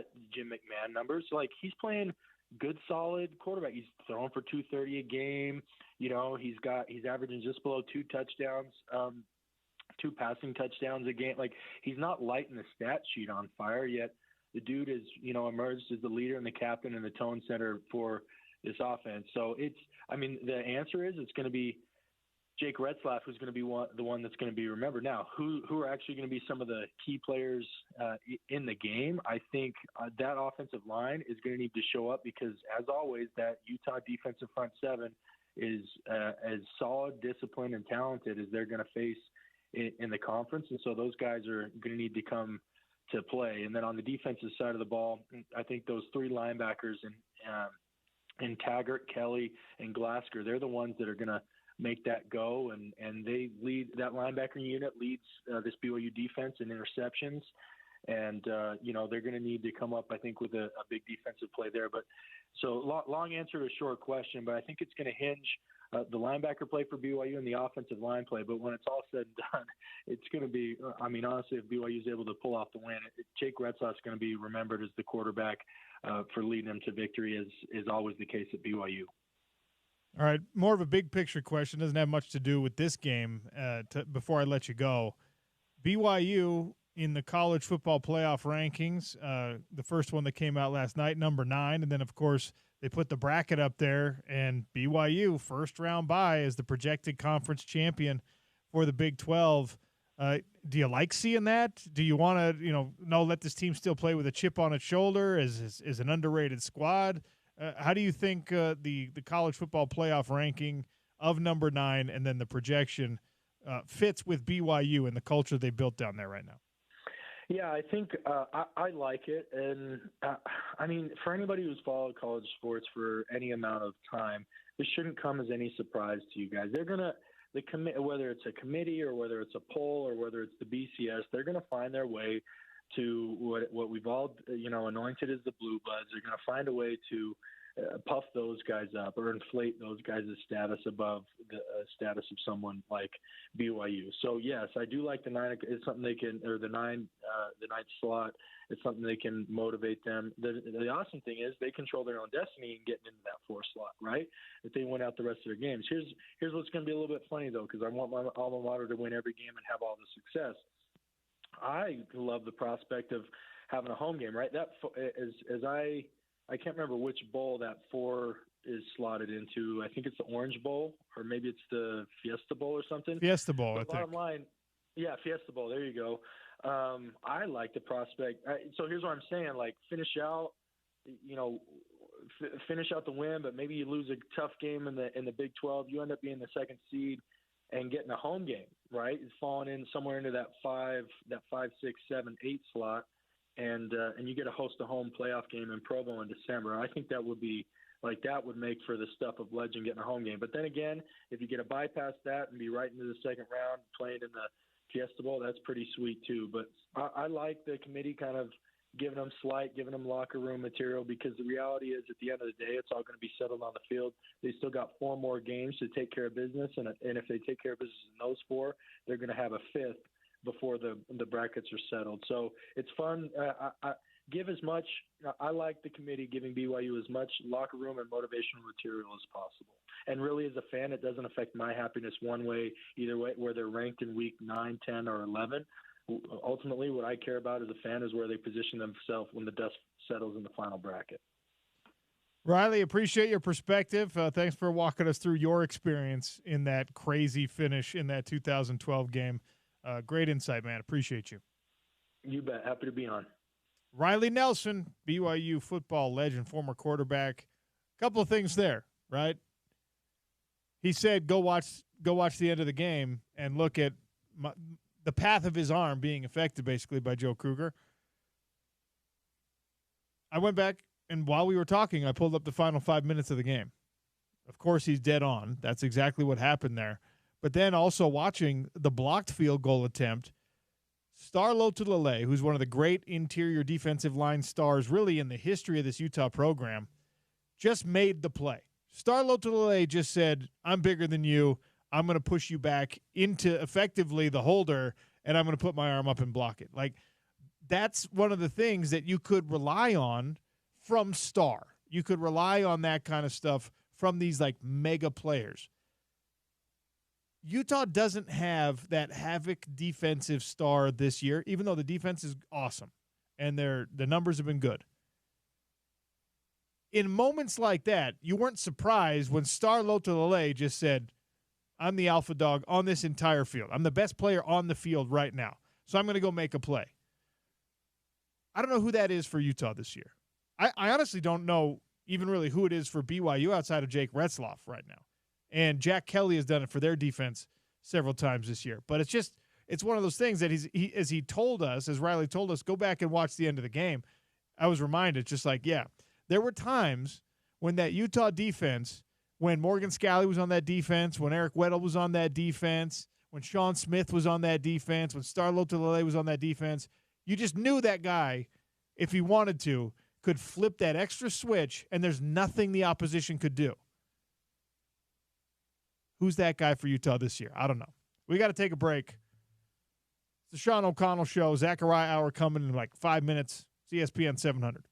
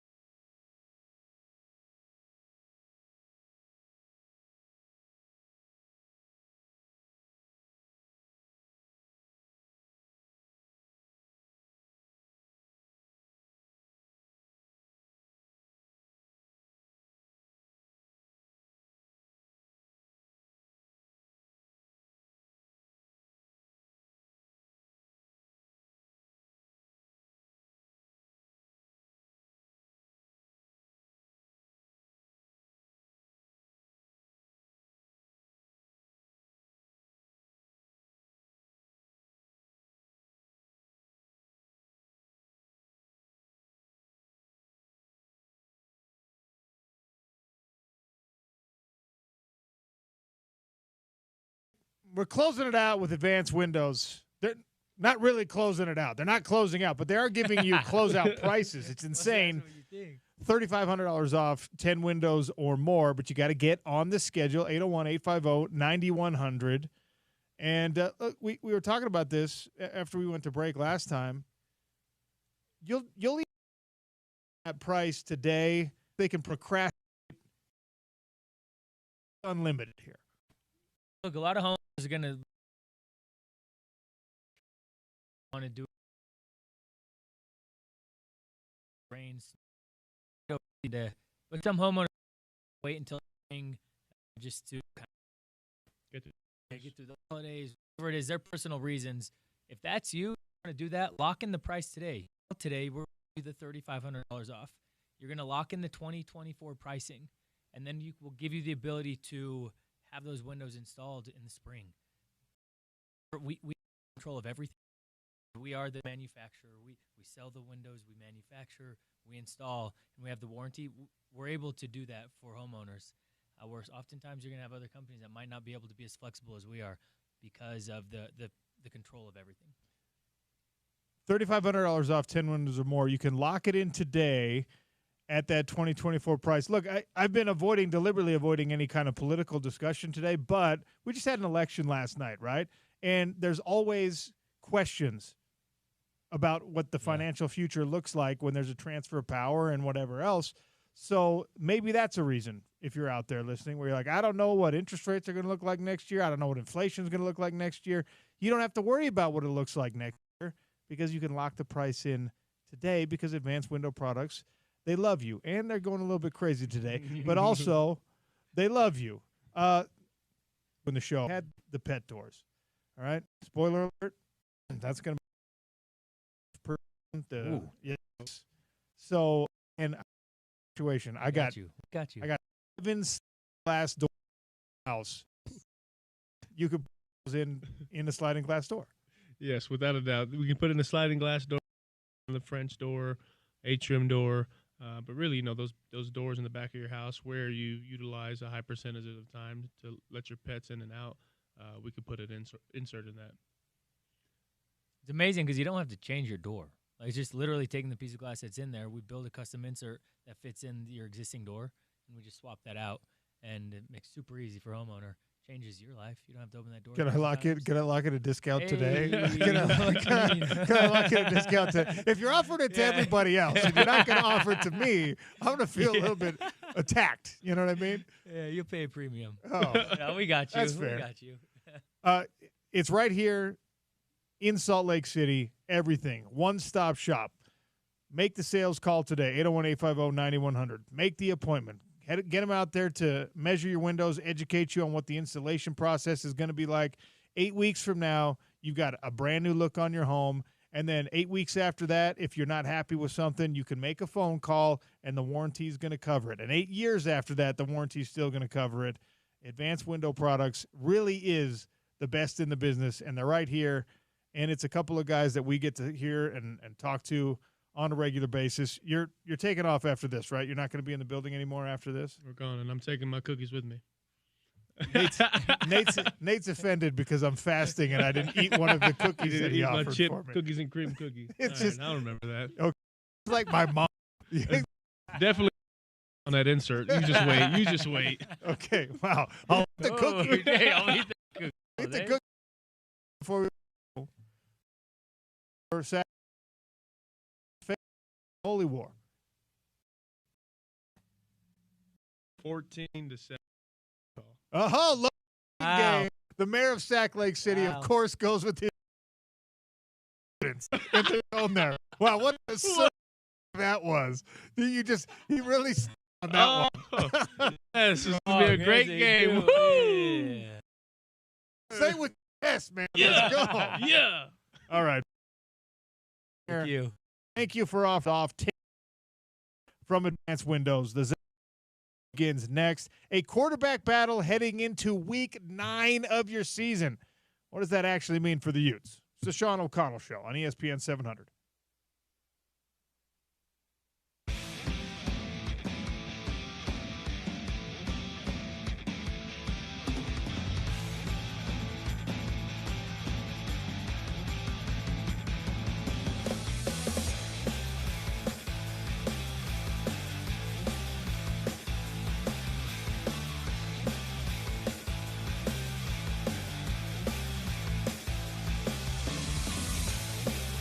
Yo, Zachariah, you got me?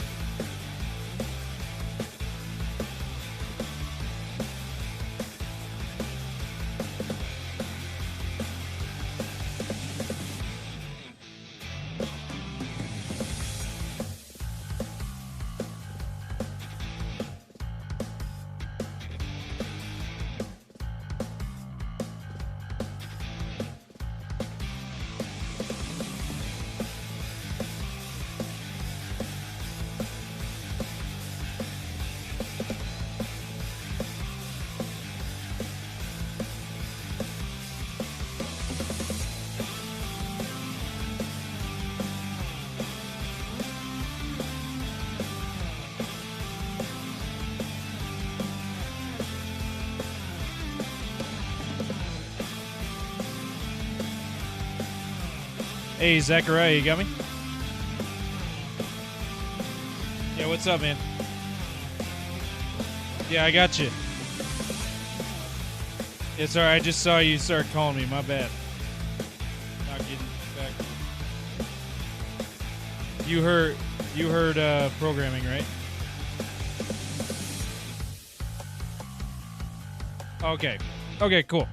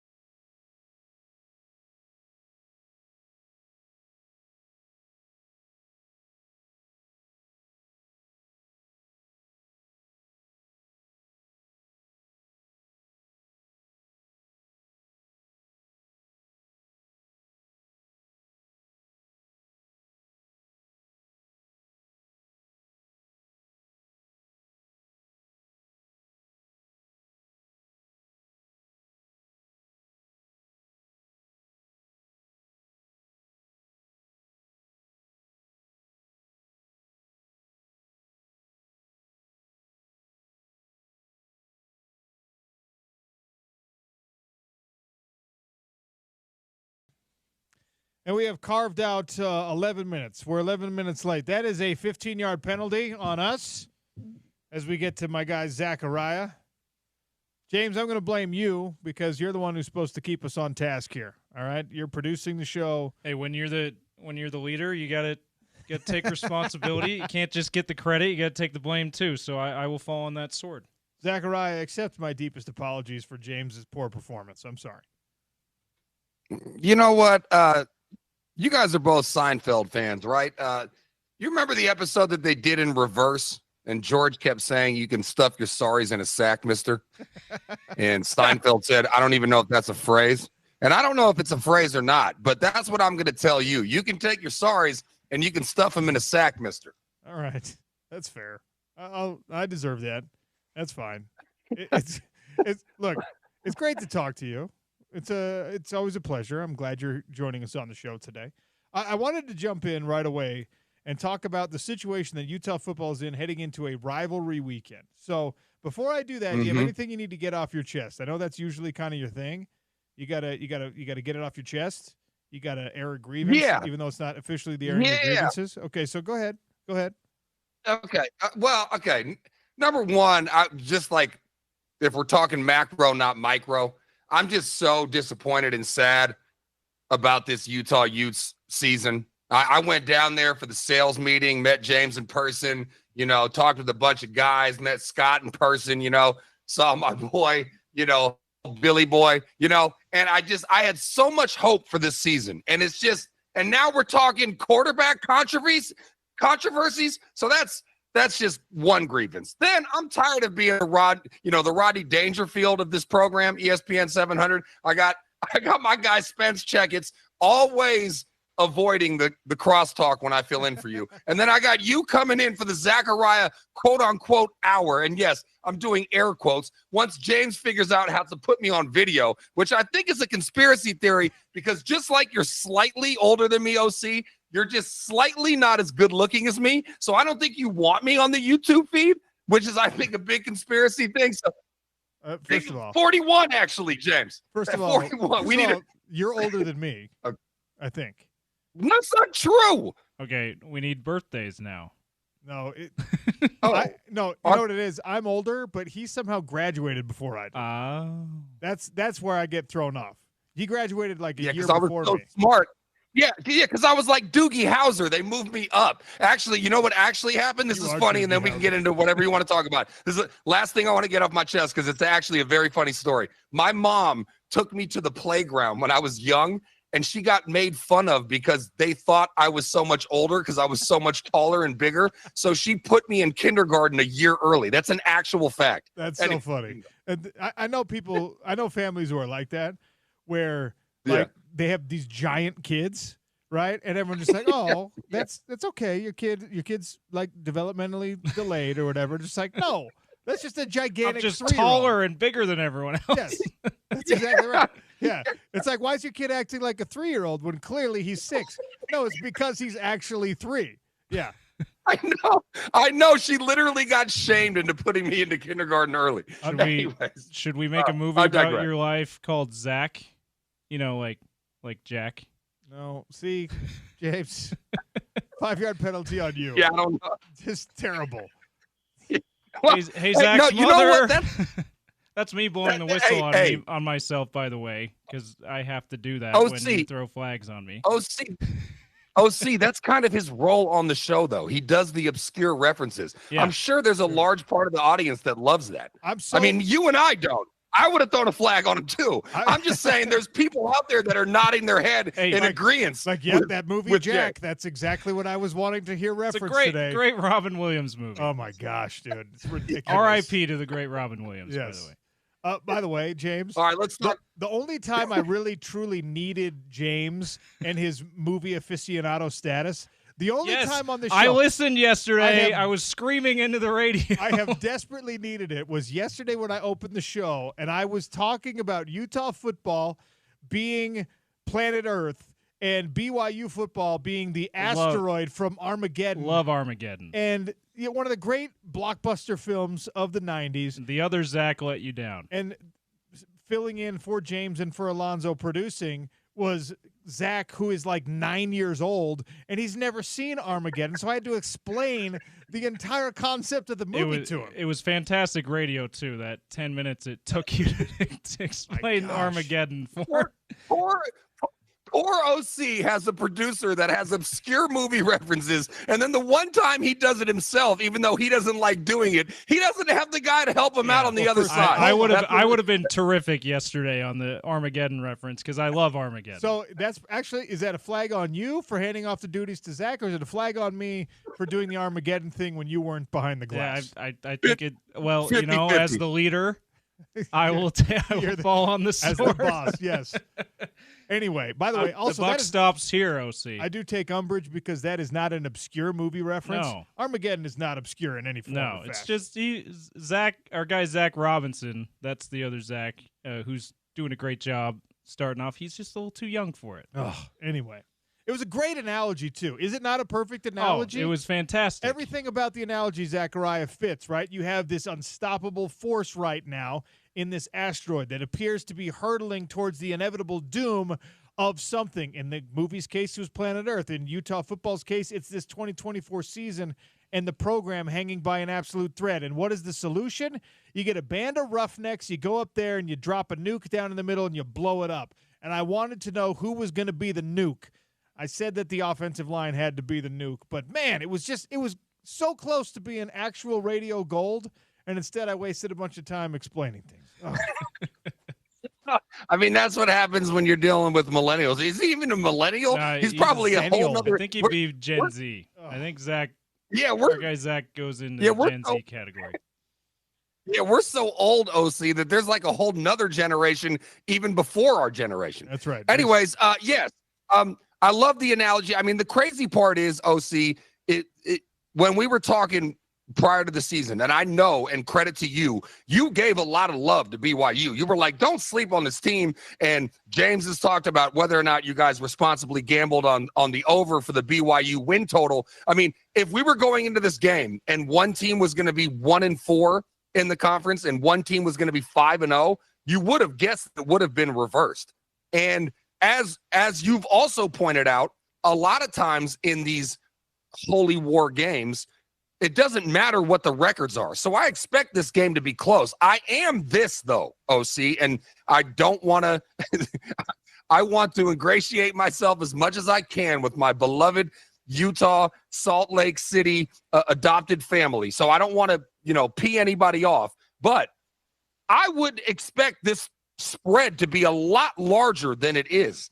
Less than a touchdown with a team that's undefeated versus a team that's 1-4 in the conference? Well, you build in 3 points as home field advantage, and then you build in the other 3.5 points. So you're saying it's a touchdown-ish for BYU. And, when you look at what Utah has done defensively, I think that's why it makes sense for the odds makers, because BYU's been scoring a lot of points. Utah has been preventing teams from scoring points, and I think that there will be some balancing of the scales in that regard. I think that that BYU could potentially have its worst offensive game, if you want to use that language. And the question is, can Utah score any points? And that brings me to what I really want to talk about with you. 19 minutes into the hour, which is great radio as usual. I put the poll question out there. I know you always take a look and you usually vote on these things, but it's a simple one. Who's going to start for Utah? That you thought they would be when the season began is not an option. Yep. Who in times a quality replacement and at other times looked very much like a true freshman. And by the way, now has the added, he was a true freshman that got banged up a little bit. He's an option. Brandon, who's taken a grand total of, 30 snaps at that position for the University of Utah. They brought him into the last game hoping he would be a spark. He wasn't necessarily the spark, but I won't blame him for that because there were a couple of drops. And then Luke Batari, who had some relief duty last year and actually played pretty well when he did. But we were told by Kyle Whittingham that it would be Isaac Wilson and Brandon Rose getting an even share of snaps in the bye week. And then, of course, he kind of locked it back down as we're in game week, in rivalry week. And he said, I'm not going to tell you who it is, but we have a good plan moving forward. This is a larger question, though. Whether you think it's Isaac Wilson or Brandon Rose, go vote on the Twitter poll at RealOC Sports. But Zachariah, what does it mean for this team that there's a quarterback battle happening in week 10 of the college football season, in the 9th game for this particular Utah football team? I did vote on your poll, and I actually hate when my vote is the one that's the majority. I like being a dissenter in the room. And I voted for Brandon Rose. And I think it's because of this. The question is more macro. Okay, you asked me a macro question. What does it mean that they have a quarterback controversy this deep into the season? OC, it means that the guy that they thought was going to start is hurt again. That's why. So I'm not really concerned about that. I think the bigger picture in terms of who you start this week in the Holy War is whether or not you are looking, because the season's done, OC. I hate to say it. And look, hopefully they get to a bowl game, and hopefully everything goes great and there's optimism for next year or whatever. But the season is ultimately done. You're not going to win the Big 12. You're not going to get to the college playoff, all that stuff. So in that sense, I would start Wilson, OC. If I was running the program, I would start Wilson because I'm trying to look towards the future. But if you're trying to win this game, then you start. I mean, so for me, it's very simple. It's how are you looking at it? Are you looking at it as if you just want to win? If you just want to win, I think the best chance to give you a win is Brandon Rose, which is what I think they're going to do, which is why I voted for that. But if you're thinking about the future, which is what I think you have to do at this point in the season, based on how much down the toilet it's gone, then I would roll with Isaac Wilson. But I think they'll ultimately start Brandon Rose. All right, I asked Kyle Whittingham this question at the media availability at his press conference at the start of the week. I'll ask you the same thing. I totally know where you're going with the idea of, hey, if you think that your season is already a wash and you have to prepare for whatever comes next, Isaac Wilson, get him as much experience as possible. Well, Rose has more eligibility, by the way, but Isaac Wilson is the future. If you believe that, if you think that, then you give the future more reps. But is all experience, Zachariah, good experience for a quarterback, even for a young quarterback? And it doesn't have to just be quarterback. For a young athlete, Man. I asked Kyle Whittingham this. I'm not going to tell you what he said because I want your thoughts on it. But there is a school of thought where you're like, hey, we know what we have in this guy. He's got arm talent. He still needs work on the decision-making. If you continue to put him out there, it can go two ways. He can see the game slow down for him. He can get more experience. He can get more comfortable. Or you can destroy his confidence. And he can be a guy who goes out there and after being Mr. All Everything in his Little League career, in his high school career, and even in some moments as a Power 4 starter in Division I football, you can get that guy questioning himself. You can get that guy hit more than he wants to be hit. You can get his teammates to look at him and say, this guy ain't it. And that is it's a much harder to pin down kind of a situation. But that, to me, is a risk if you're talking about, hey, just get him out there for experience sake. So I give you the floor after my soliloquy. Is all experience good experience for Isaac Wilson? Well, unfortunately, you asked me at a time where I know we need to go to break, and I could go off on this and expand upon it a ton. Then, I think it's then do that. Then hold your thoughts. Look at Zachariah, the one keeping us on clock, James. I'm not doing it, you're not doing it, and Zachariah's doing it? It's truly a bizarre world. That's a good world. teaser. You know what? That's a teaser. Coming up next, my thoughts, because I have a long answer for that. It's the Sean O'Connell Show on ESPN 700.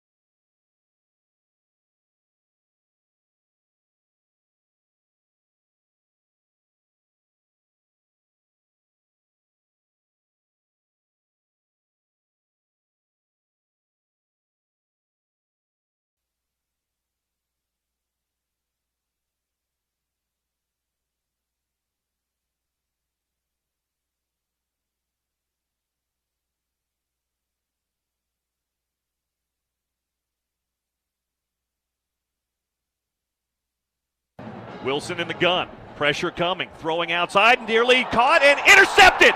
Intercepted Julian Blackmon. 20, 15, 10-5. Touchdown. Touchdown. Blackmon with the pick six. 38 yards up the near sideline. His second in as many years on his cousin Zach Wilson on a deflected football. And Utah's up 29-6 with 12:25 to play in the ball game. Julian Blackmon with a pick six, 2019 Holy War game. That sound courtesy of the Utah Sports Radio Network. That's Bill Riley on the call. Now's the time to help Utah's homeless. Donate unwrapped gifts at Cole West in Centerville or go to any Utah First Credit Union now through November 30th. The Candy Cane Corner is what we call this, benefiting families at the Road Home and Volunteers of America. Visit ESPN700sports.com for details. Made possible with the support of Utah First Credit Union and Cole West. Sean O'Connell Show, Zachariah joining us as he does on Wednesdays for the final hour of the program. And the question I asked before we went to break was, is all experience for Isaac Wilson good experience at this point? Knowing everything that has happened, knowing everything that could potentially happen as you welcome a top 10 BYU football team to Rice-Eccles Stadium. Zachariah, you said you had a long answer for me. The floor is yours. Okay, first of all, as many insults as you and I throw each other's way, I do believe that we both love each other. And one of the reasons why I love you is that the people that I appreciate most in my life are the ones that make me think. Now, the reason why this is an absolutely wonderful question that requires a long answer, and I'm going to pontificate on it as we go here, but it's because there are so many different examples where it's tough to really give you a direct answer. So, okay, you look at, let's say, Sam Darnold, right? Drafted in the top 5, thrown to the Wolves in New York with the Jets, and I'm going to tie all this in with the Wilsons and all that stuff, but he's there. He doesn't do well. Carolina, whatever. Then he goes to San Francisco, learns a little bit maybe under Kyle Shanahan, goes to the Vikings with another great coach with O'Connell, and now he's doing great.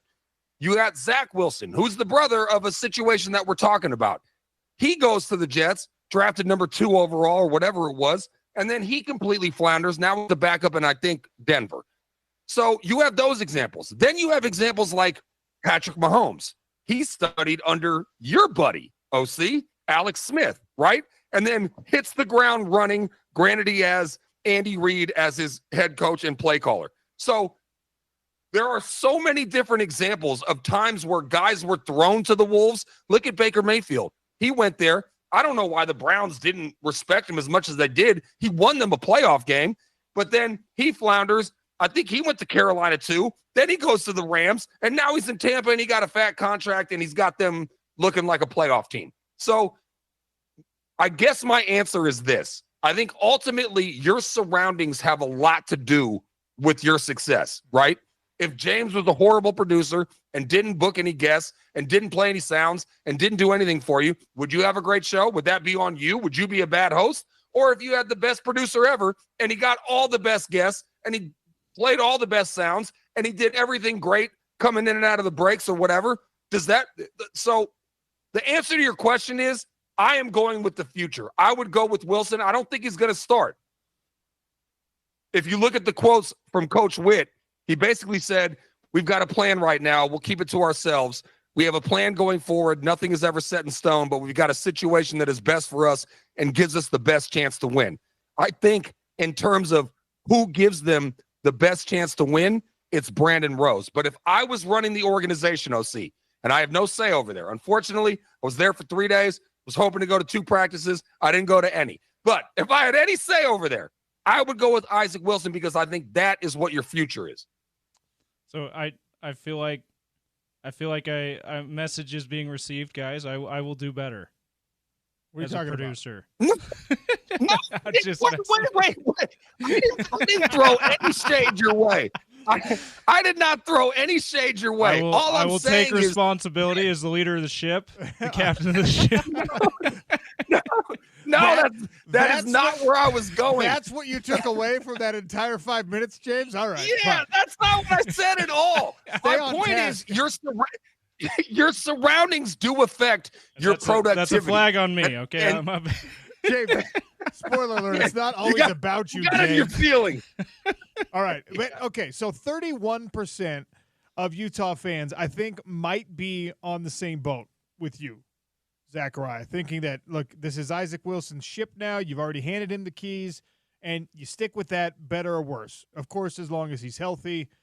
There are 63% of people who say, no, you got to let Brandon Rose have an opportunity here. And I understand both schools of thought. The reason I brought up the question, and I'm glad it was thought-provoking, is because we have seen, and you brought up some really good examples of guys who are thrown to the wolves, and you can kind of rehab. Actually, you used Alex Smith's name in a different context. Alex Smith was a bad quarterback in his first years in the NFL because of his surroundings. One of the biggest, they were calling him maybe the biggest bust, one of the biggest busts in NFL history. He was a number one for the overall first 5.5 pick years to my beloved San Francisco 49ers, and it did not pan out there until Jim Harbaugh showed up. Now, that happened at the same time that they had finally realized you need to protect Alex Smith better. They started to build and the defensive line, the linebackers, yes. So they got Crabtree, yes. They put pieces around it. So your point is well received that a lot of this is dependent on the pieces around you. And as you were saying that, I'm thinking, okay, but we talked about this Utah offense coming into the year as being the most equipped to give a quarterback weapons. Now, we were talking about it in the context of Cam Rising has all of these weapons at his disposal. And just like you got Dorian Singer. You haven't had a receiver as good as Dorian Singer in this program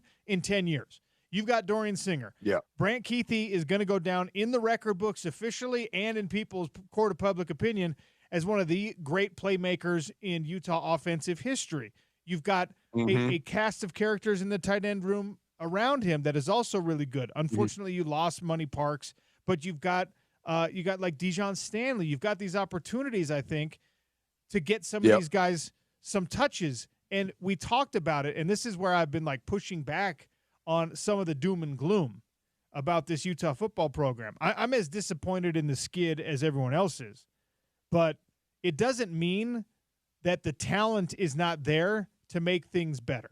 Now, offensive line has been inconsistent. Michael Mokafisi is now out. You're going to need to see somebody step up. You talk about how is this guy surrounded? Well, he's got two freshmen playing tackle. He's got a redshirt freshman on one side, a true freshman on the other side. The redshirt freshman is borderline all-conference player in Spencer Fano, so I think you're fine. Caleb Lomu's had some growing pains. But what your point was, what is he surrounded with? I think Isaac Wilson or Brandon Rose or Luke Batari or whomever is surrounded with enough, maybe not greatness, maybe not wonderful elite talent, maybe not what Shedeur Sanders has in his wide receiver room at Colorado, and maybe not what BYU's got offensively, but enough to give you more than 2 touchdowns a game, right? Agreed. So my question to you, and one day if we do a full show together or if you join me when I'm filling in for you or whatever, because I got a list of questions for you. One, I'm just going to get off my chest right now. What would you do if you were running Utah? Do you want to win? Because I heard you talking earlier in the show. I forget what hour or who you were talking to or whatever, but you were like, a big part of this game is whether or not that culture, that winning culture that Utah has developed there, could be riding on this game. Not a must-win game. Obviously, their season is lightweight over, however you want to slice it and dice it. But for you, you think this game is important in terms of not establishing, but continuing what has gone there. But what would you do? Because for me, if I'm trying to do what you're saying about continuing the culture, I'm going with Brandon Rose. If I'm thinking about the future, I'm going with Isaac Wilson. So what would you do? I'm going with Brandon Rose because the devil I don't know here is more appealing. I know what Isaac Wilson is. All right? I know. I know what he is. He's a guy who's going to make one great throw, maybe 2, and you're going to be like, look at the arm on that But kid. OC, OC, guys get better. Guys do get better. He So, has like, not. Hold on. He yes, has not. He has not gotten better. He's gotten worse. And I don't say But what that- if he makes the leap this game? You don't make the leap this game. Like, that's not realistic. It's not a fair thing to expect from him. He has been trending in the wrong direction, partially because of health, and partially, I believe, because of confidence being eroded. Oh, and also, you replaced his play caller. You gave him a different offensive coordinator. Does this sound like anything that is setting a young man up for success? No. No. But because of all of those things, because of all these factors, I look at Isaac Wilson and I say, maybe you are the future. Maybe. It's a big maybe. Maybe you are the future. But I need to address what's happening right now. This is not the Utah Jazz in the NBA. This is not a situation where you're just like, you know what? If we lose all these games, we get a better draft pick. And we still got Lauri Markkanen under contract. There's no draft picks in college football? Like, now, what this season is, Zachariah, you keep calling it over. If you lose on Saturday night, it is over, all right? Because here's what happens. This is the crystal ball prediction. If Utah football loses on Saturday night against BYU, the culture, Utah football as you know it, is forever changed and perhaps forever gone. Because all of these guys, because all of these guys that showed up expecting to win conference championships, expecting to be in a college football playoff, are going to see the in-state rival do the same damn thing this year. And guess what? You don't have to stay and fertilize and water and mow your own grass anymore in college football. You can say, I'm good enough, I'm smart enough, people like me, I am now going to be a Colorado Buffalo. I'm going to be a BYU What movie is that Cougar. from? I don't remember. James?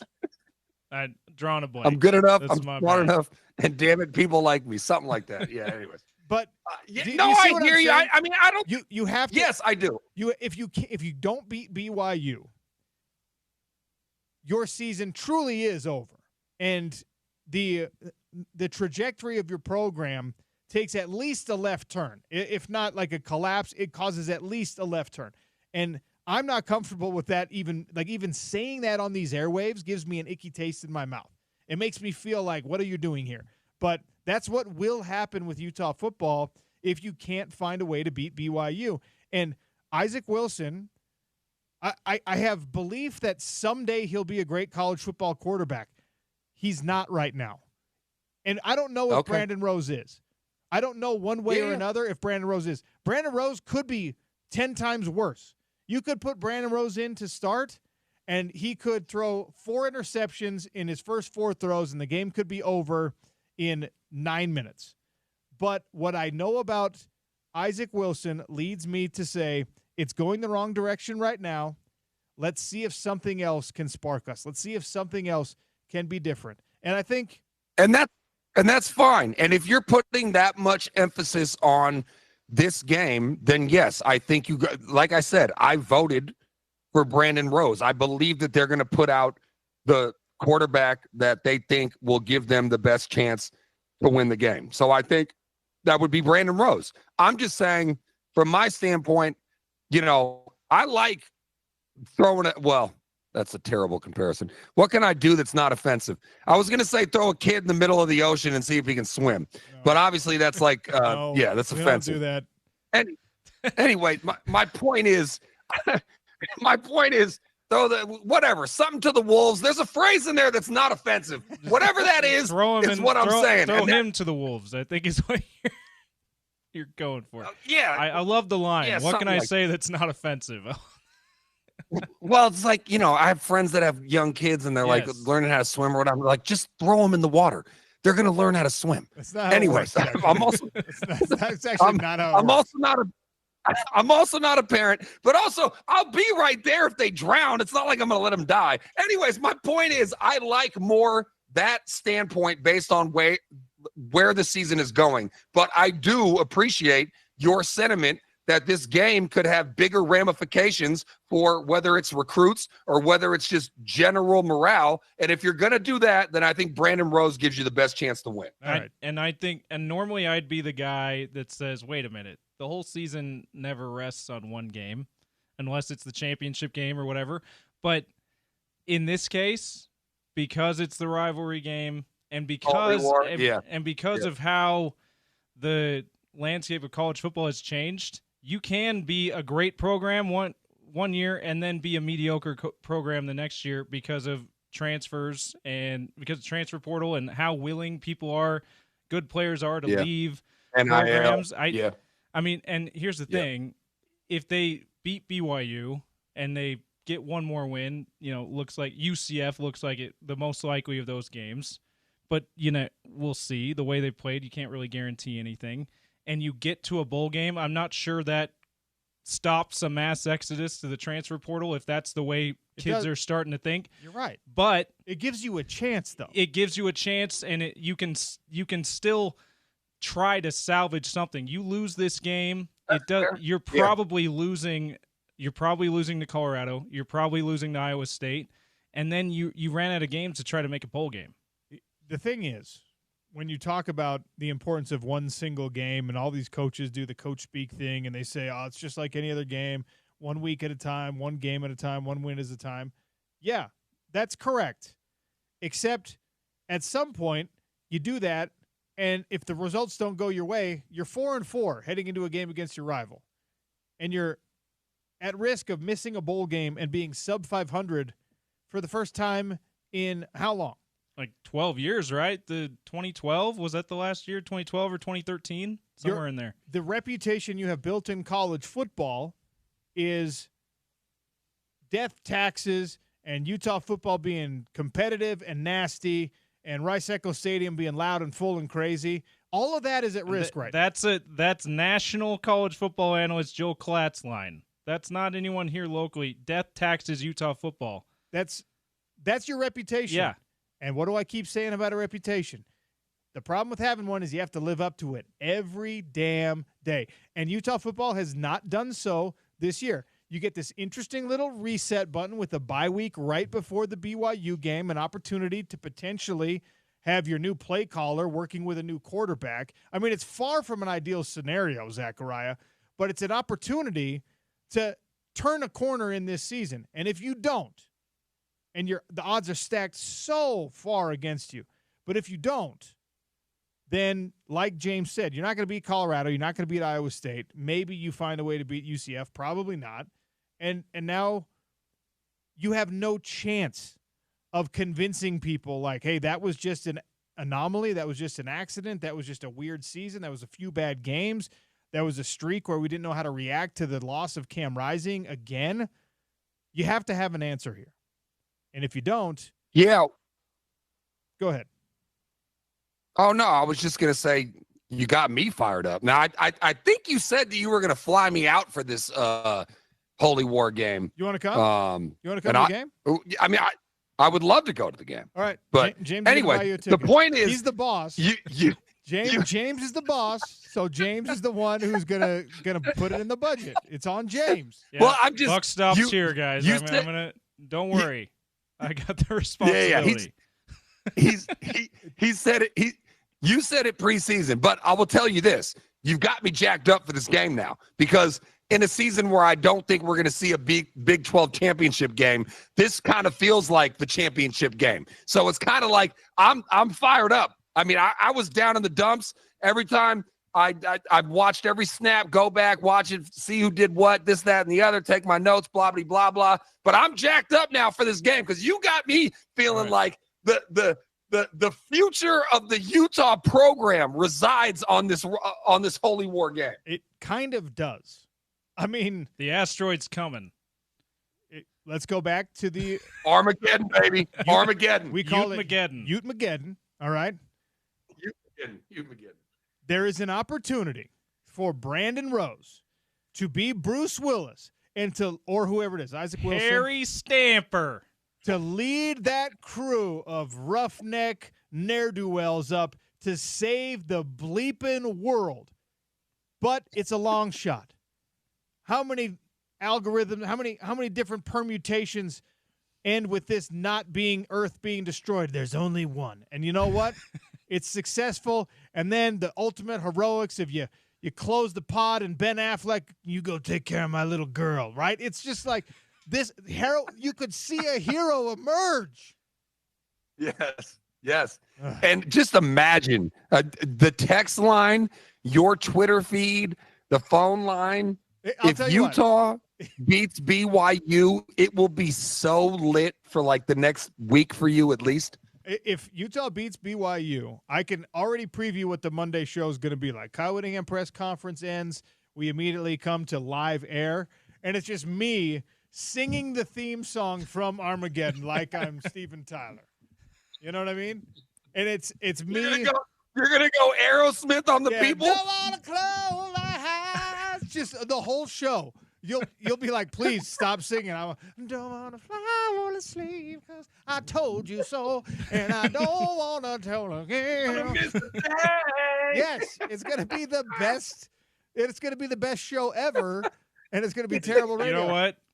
I'm going to do it even better. No Thunderstruck to open the show on Monday. It's going to be Don't Want to Miss a Thing opening the show. Absolutely. If Utah wins. I know, you got me fired up. We're going to have the actual – all due respect to you and your wonderful singing voice you just showed off there. We're going to actually have – we're going to have Steven Tyler singing on the radio. Are you saying that Steven Tyler has a better singing voice than me? How dare you? How dare you? OC has the voice of an angel. But yes, I'll tell you what, if you've done nothing else this week, OC, you've got me fired up. I'm now treating this like the Big 12 championship. All right, James, we got to get Zachariah out to this game because it's going to be cold, and it's going to be so hilarious watching. I want to see Zachariah try to survive in the cold. Zachariah standing there at 10:30 p.m. on a Utah sideline. My ears stick out. I do not do well with the cold, but I'll bring many beanies and scarves and hoodies. All right, we got to make that happen. All right, we got to take a break. Topical trivia coming up next. I think Spence Checketts is in the building. Maybe we can get him to talk to Zachariah. We'll see. It's the Sean O'Connell Show. That'd be nice. On ESPN 700.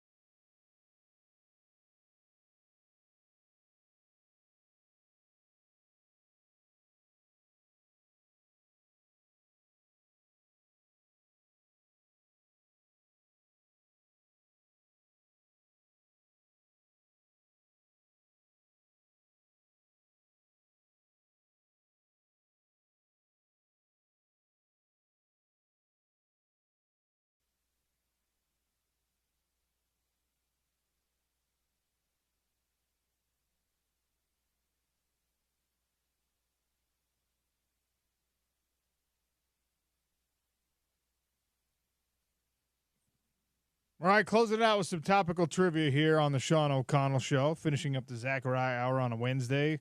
The Drive with Spence Checketts is next. He's at Beer Bar, if I'm not mistaken.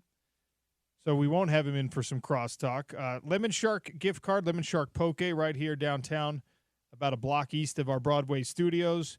And Farmer and Chemist gift card, if you can answer this question correctly. 877-353-0700. 2012 was one of the wildest finishes of the Holy War. You had 3 endings to the game, incomplete pass, but oh wait, there's 1 second left, and then a field goal attempt. Oh, that was blocked, and then another field goal attempt because there was a penalty for fans rushing the field early, and then that one misses.